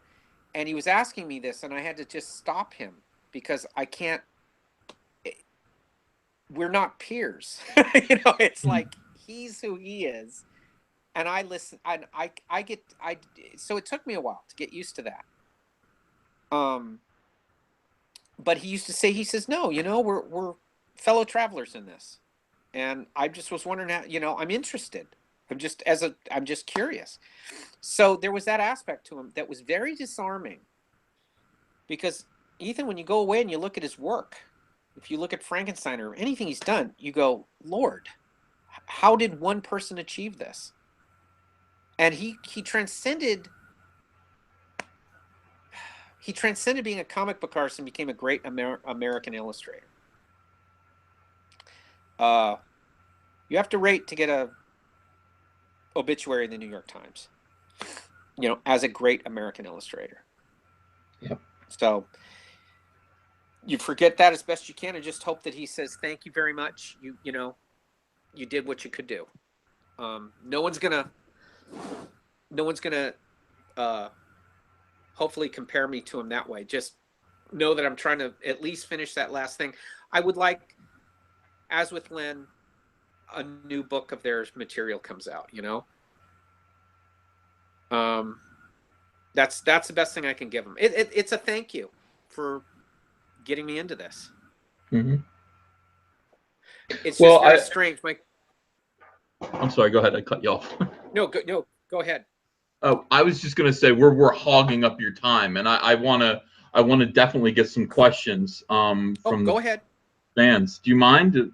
Go ahead. No, as many as you want. Okay, guys, you can start the questions coming through here. I don't want to keep you longer than like 2 hours if you've got a family, and so far it's been an hour and 45, and you're so generous, and I really appreciate it. Go ahead. Don't feel you have to rush. Okay. Rod Line says, can you please thank Mr. Jones for sharing his thoughts and talents? His Micronauts work was really influential to me. So that's a nice thing. Thank you. Clark Nichols asked something interesting. I mean, I wouldn't have thought to ask you this. I wonder if Kelley likes Gundam. You mean the Japanese anime? I'm picturing Robotech kind of thing. Yeah, I remember years ago, I liked some of the stuff I had seen. It wasn't in animated. It wasn't like on cartoons or anything. A friend of mine worked at a comic book store, and this is the early 80s, and they were getting these big slicks of the animated stuff, but all broken down like frame by frame. And I remember those that I liked. And I remember Gundam then. I think it was a robot character or something like that. But I appreciated that stuff then. Spaceship Yamato and stuff like that I enjoyed. Thomas Matthew Byrne asks, Kelley, how do you feel about working on books such as Dark Joker: The Wild compared to the regular Batman series? Well, I enjoy those because since nobody's done them, it's like new territory. So I can take a lot of things that are in my head that I always wanted to do that wouldn't fit in a regular straight Batman and go do that.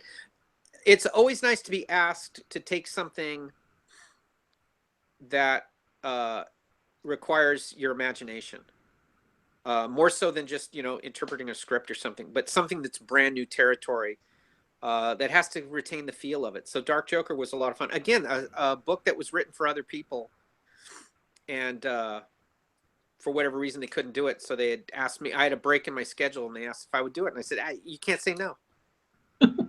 What do you think of DC's current metal, Dark Knights? Have you read it?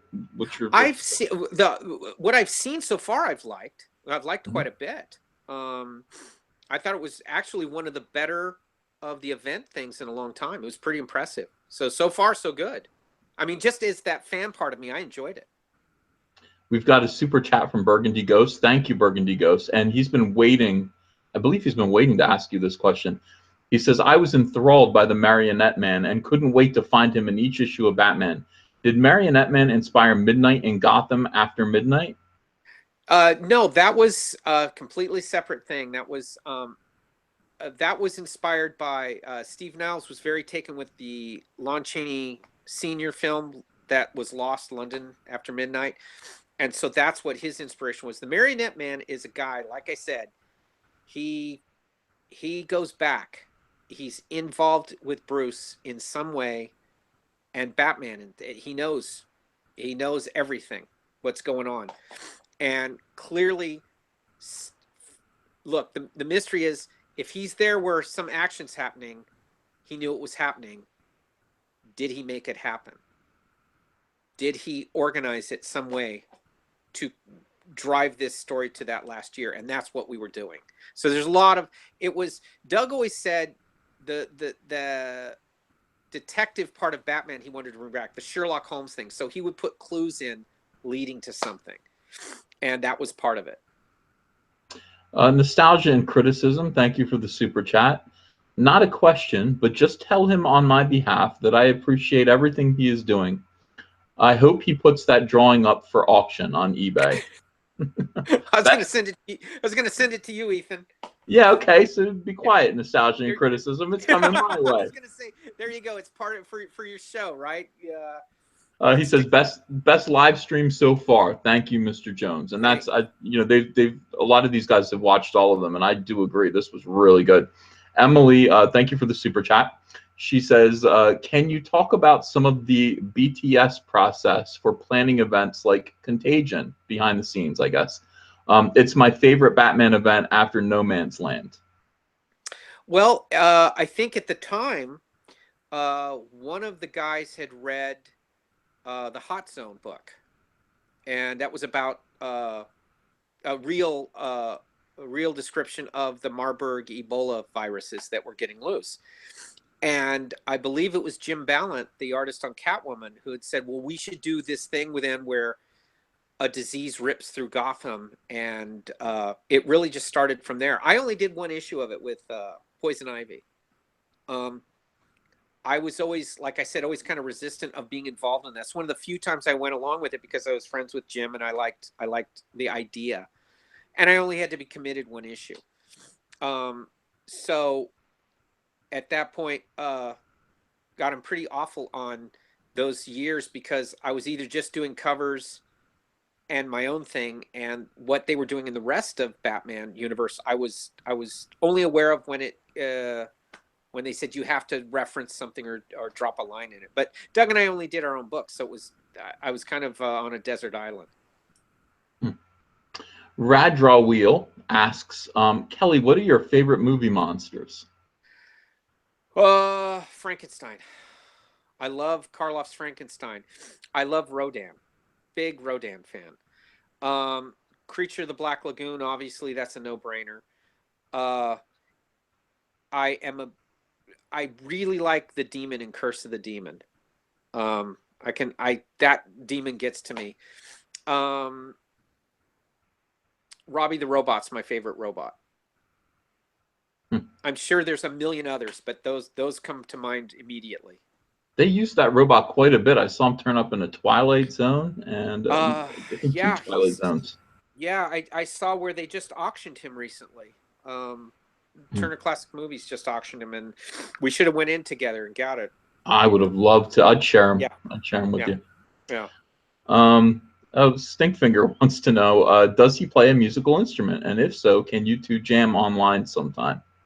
Well, a long time ago, I played the piano for about 2 years, but I wanted to draw so much, the practice time was eating into it. And I love playing. I wish I could go back and not have let my parents talk them into letting me quit, because I loved playing it.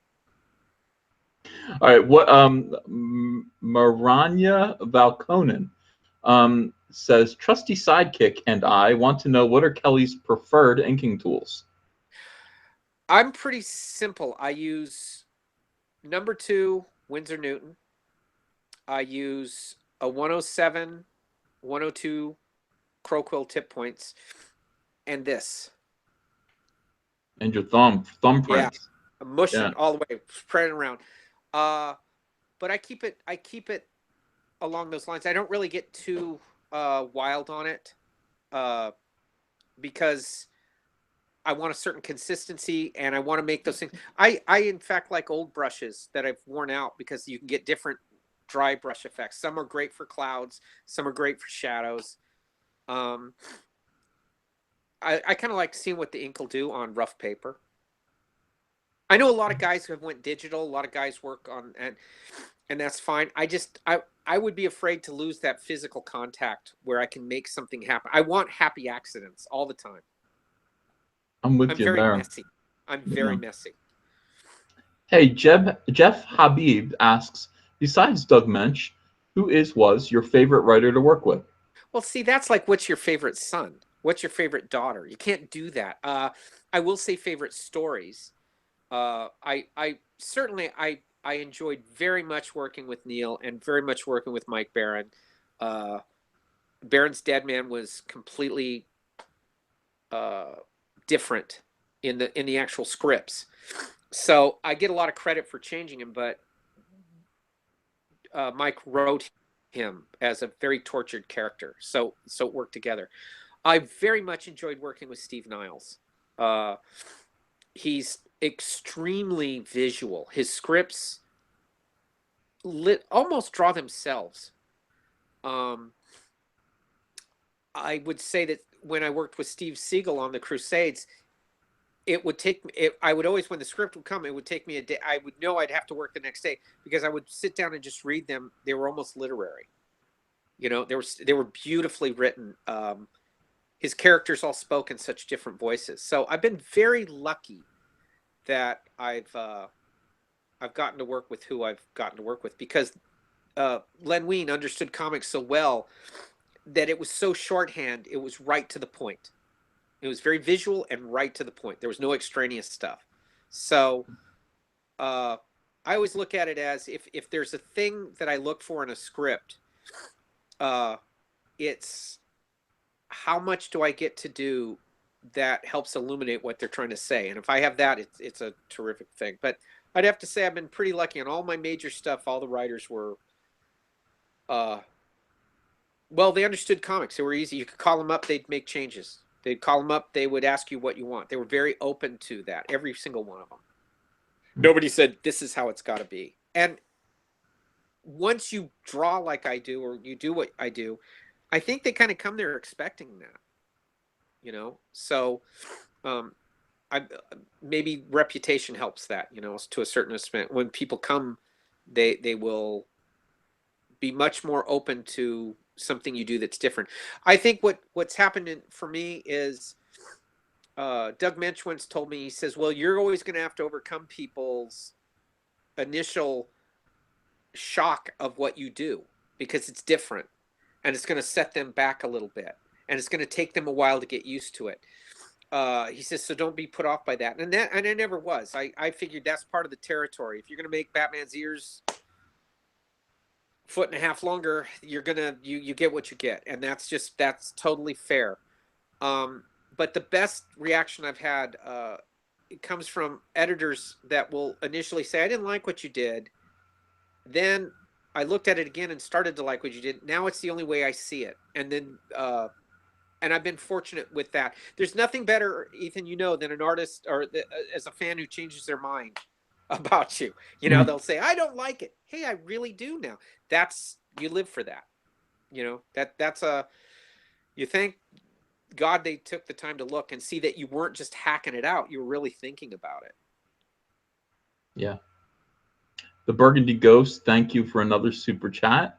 Last question. Ethan, you have GL Rebirth as your, quote, known cover. I consider Batman 497 as Kelley's known cover. Yeah. Thoughts? I hated it when I did it. It wasn't one, the covers I was doing, now I look at it, but again, I was so close to these things. When I was doing the run of covers, they were working so fast on them, they didn't really know what was in them. So they would just say, Batman's in a sewer. Batman's fighting whoever, you know, whatever. It was very loose. So I just had to draw a cover. When it came to that one, they knew that was a pretty big cover. So they said, all right, Bane is breaking his back, and they told me several ways that it didn't sound it. They didn't look dramatic to me. And I said, well, how about if he's breaking his back like you know, at that time, if you remember, there were a lot of baseball players breaking bats over their knees. So I thought, you know, that's kind of funny, a bat over a knee. I'll do that. And it was as simple as that, you know. And I drew a sketch for it, and I turned it in thinking they would reject it. And I was working without being approved that way. I would just draw covers, ink them, turn them in. This one was going through a lot of eyes on it. And I thought, well, this is the one they'll reject. And they didn't. And it kept going along. And then finally I just did it. And I thought, wow, I was underwhelmed when I did it. It wasn't until 10 years later that I looked at it and went, that's pretty good. You know, that looks like it hurts. That was a great cover. You should have known that right away. Yeah, but you know, really good. Ethan, sometimes you get pretty close to something, you obsess too much. I have a great fear of boredom. So I got to draw and get on to the next thing. If I have to spend more time on something, either fidgeting with it, redoing, tweaking, or whatever, I always think it's like a Xerox of a Xerox of a Xerox. It starts getting weaker and weaker. So when I was doing these things a couple of times over, I was so tired of it that I couldn't wait to get it in the box and ship it off to him and then go on to what I was doing. My whole life has been fear of boredom. My whole career has been how to avoid another day of a real job, you know? So, I've never understood guys who can spend days and days and days on a page. I'd go, God, I would pull my hair out. If it takes longer than a day, I'm doing something wrong.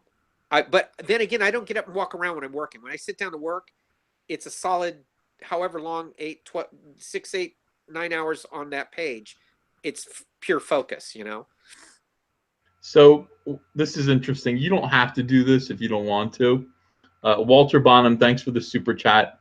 He says there are so many interesting things about his room. Could he give us a quick tour? Okay. And everyone's saying, oh, yes, please tour. Okay, well, let's see what I can show you here.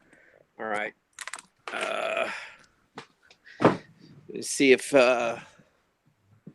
take this down. I have my posters from when I was a kid.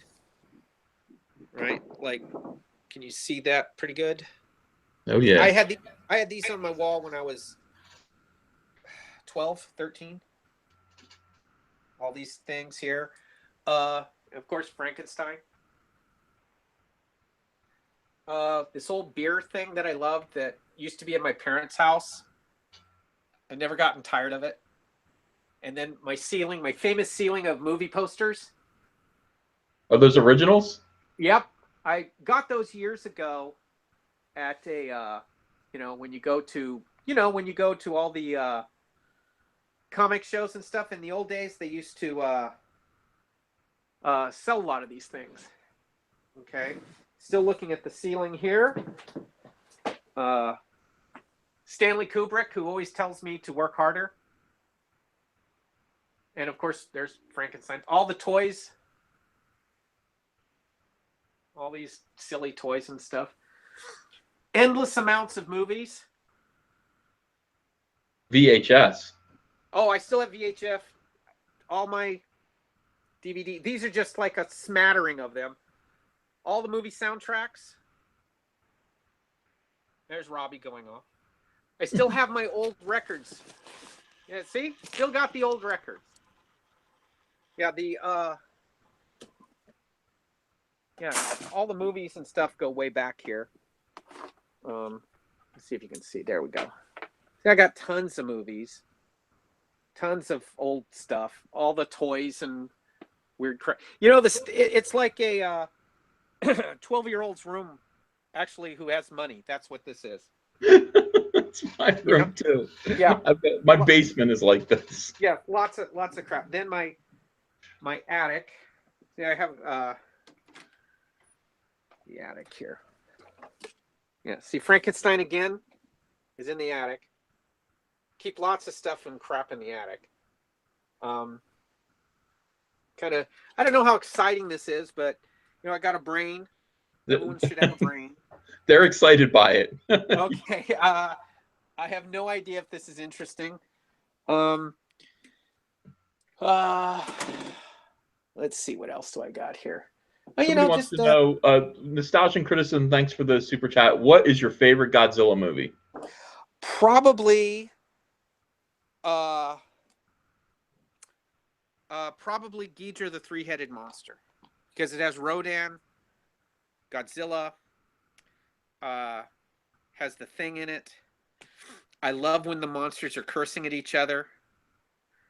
I really love when they're guilted when the little Mothra goes and fights Ghidorah by himself, and they have to deal with it and go, all right, and then they go in and take him on. I love that. I do. I mean, it works. My favorite probably of those kinds is War of the Gargantuas. That's my favorite. Frankenstein Conquered the World. But man, I'll tell you, I will stop everything to watch just for that scene where they're shamed by that little worm going to fight Ghidorah. No movie, very rarely does a movie do that, where you're going, I know this is absurd, but as a kid it worked, and as an adult, that completely works. I love those things. I don't know if anyone remembers that, but that's what I always dug that. What hero have you never worked on? What character, I should just say, that you need to work on? Well, they would never let me, but I would love Superman. I knew you were going to say that. Yeah. I knew you were going to say that. Now, have you ever drawn Superman? I've not even drawn him in the background of anything. And I begged him and begged him. I had one editor, he's not there anymore, Michael Seglain, if you remember. Yeah. Okay, Mike Seglain was fabulous editor. He's now he went to Disney and edits for them. I do these let's see, what do I got one here? Yeah, I've been doing on the side, I've been doing these little illustrated novels for him. So he's still around. Like, let's see if I find an illustration in here. But yeah, stuff like this. It's beautiful. They're Haunted Mansion novels for kids. And anyway, I do those. He had, Michael Seglain had said, he asked me the same question. And he said, would you like to do Superman? Because you're always talking about him. I said, I'd love to. He says, well, what do you have in mind? I said, I have no idea, but I want to do, if you remember in Batman, I used to do little chapter breaks where I'd have Batman on a lamppost or some kind of symbolic image. And I said, I just always want to do Batman or Superman, where the chapter breaks would him be doing, not connected to the story, but some little good deed. I always loved when he took the cat out of the tree in that first film. Just little, that's, to me, Superman would be doing lots of little things as well as saving the universe like he always does. And I just said, I would love a story where it's all those little things, and the big story would take a background. That would be the background. Yeah, it's going on. He's fighting whoever. But on his way to stuff, he's Superman. He goes incredibly quick. He would see some little thing that needs doing. Somebody's out of gas in Utah in the middle of nowhere. There's some other maybe minor thing going on, but he would do all these things showing that he would have a connection with regular people that was one-on-one, like a really good cop or something. And then he goes and fights Steppenwolf. I don't know, that thing. And so as the bane of my career is, we get right up to that point and then he says, I got to quit. I'm leaving DC. So that will never see the light of day, but it was a cute thing. He was a huge Superman fan, so he was going to let me do it. Well, you could do that. DC would let you do that. I don't know. I would, if I probably could do anything, it would be that would be it, is Superman. Mm-hmm. Just because I think probably no one could see me doing it. I don't see it. I wouldn't see it as a dark thing. It would be more very light, very optimistic, very joyous. What is your work? What's your work and your glory right now? If you were to pass on tomorrow,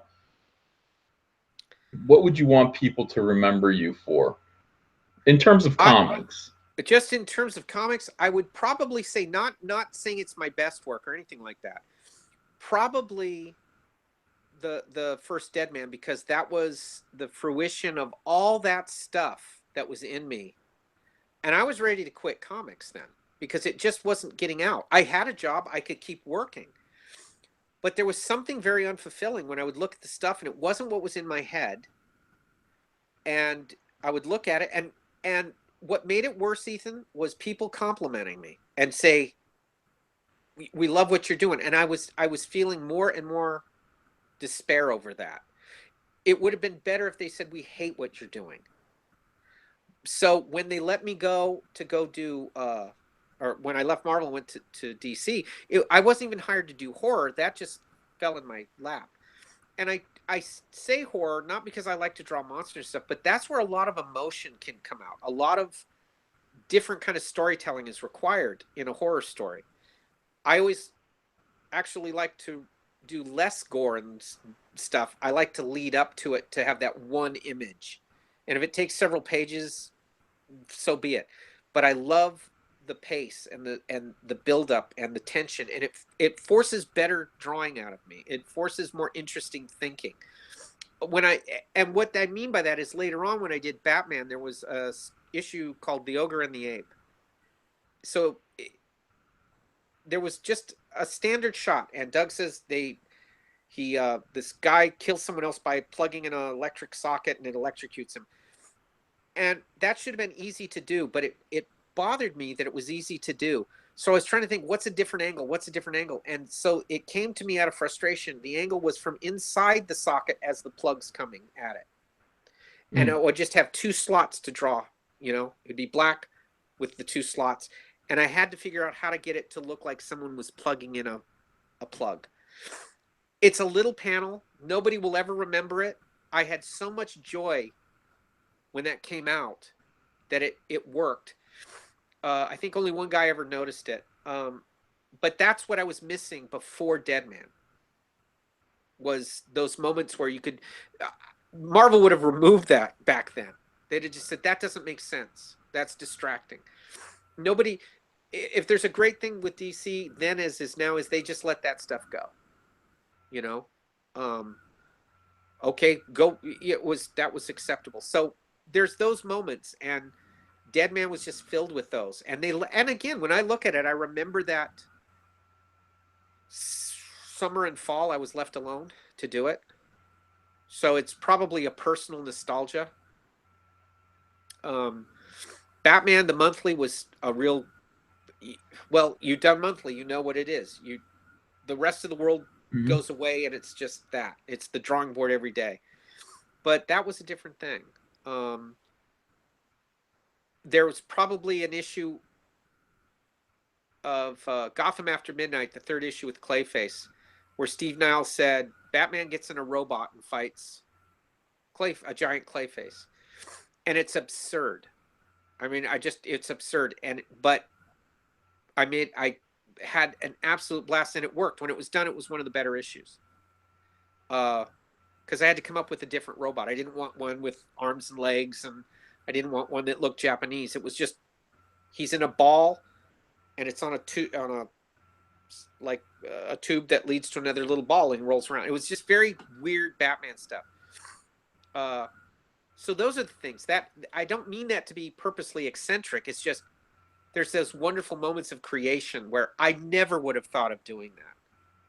So it wouldn't be probably one project. I would start picking out all these oddball panels that just were delightful. They were old comics to me, when you look at those old 40s and 50s comics, these odd things. So that would probably be stuff like that. What do you think about everybody saying, why hasn't he drawn Doctor Strange yet? They haven't asked me. You would. I mean, that's obviously, when someone said that, I said, oh my God. Yeah, obviously. Yeah. Would you do it? I have a million ideas for that. I mean, there's things that I always felt with Doctor Strange that I could take advantage of a lot of the weird stuff I do, not so much in the weird way I present it, but in how I actually put stuff together to get across a different, like a real, a magic effect. I think the distortion, I look for distortion in my own work. I look like if it's a lead guitar, I want feedback. And that's what I would do, is look for a lot of moments in there to create not just a magical effect, but that magic is weird. That when Dicko touched on that and did a beautiful job, that it's weird. And not that other people haven't done it, but I always saw where he was as kind of moving around all the time, not from him making it, it would just be doing stuff. It would be very different. In his little sanctum sanctorum, it would be an upsetting place. CB Sobolski, can you hear us? Yeah, you need to get Kelley on a Doctor Strange book. I can't believe that hasn't happened yet. It just seems so damn obvious to me. So, well, listen, I want to thank you so much, Kelley. The chat wants to thank you. This has been a joy, I think, for people who really want to get inside comics and understand your career and where your heart is and where your mind goes. Thank you so much for spending 2 hours and 15 minutes pouring out your heart and making an awful lot of people happy. The chat has been full this entire time, and everybody was very grateful to meet you. Well, thank you for even asking. I hadn't even thought of it. I don't usually do these things. I don't know why I don't. It doesn't come up, and nobody asks, so I don't, and I'm not savvy enough to do this.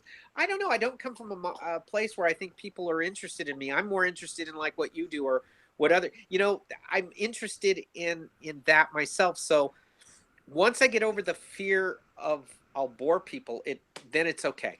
So I enjoyed this was anything but boring. Anything but boring. This was absolutely wonderful. Everybody was riveted. Thank you so much. We'll return you to your family. We've kept you in this room for a long time. Thank you so much. And thank you to everybody who watched. Thank you for the super chats. Thank you for the questions. Thank you for the comments. This is going to be available to rewatch in about 30 minutes. It'll post on my channel. And, tell a friend. I mean, everybody needs to see this, frankly, especially the drawing part. That was the best. Kelley, my friend, have a great night. And Merry Christmas, by the way. Merry Christmas to you too and everyone else. Thank you very much. All right. Good night. All right.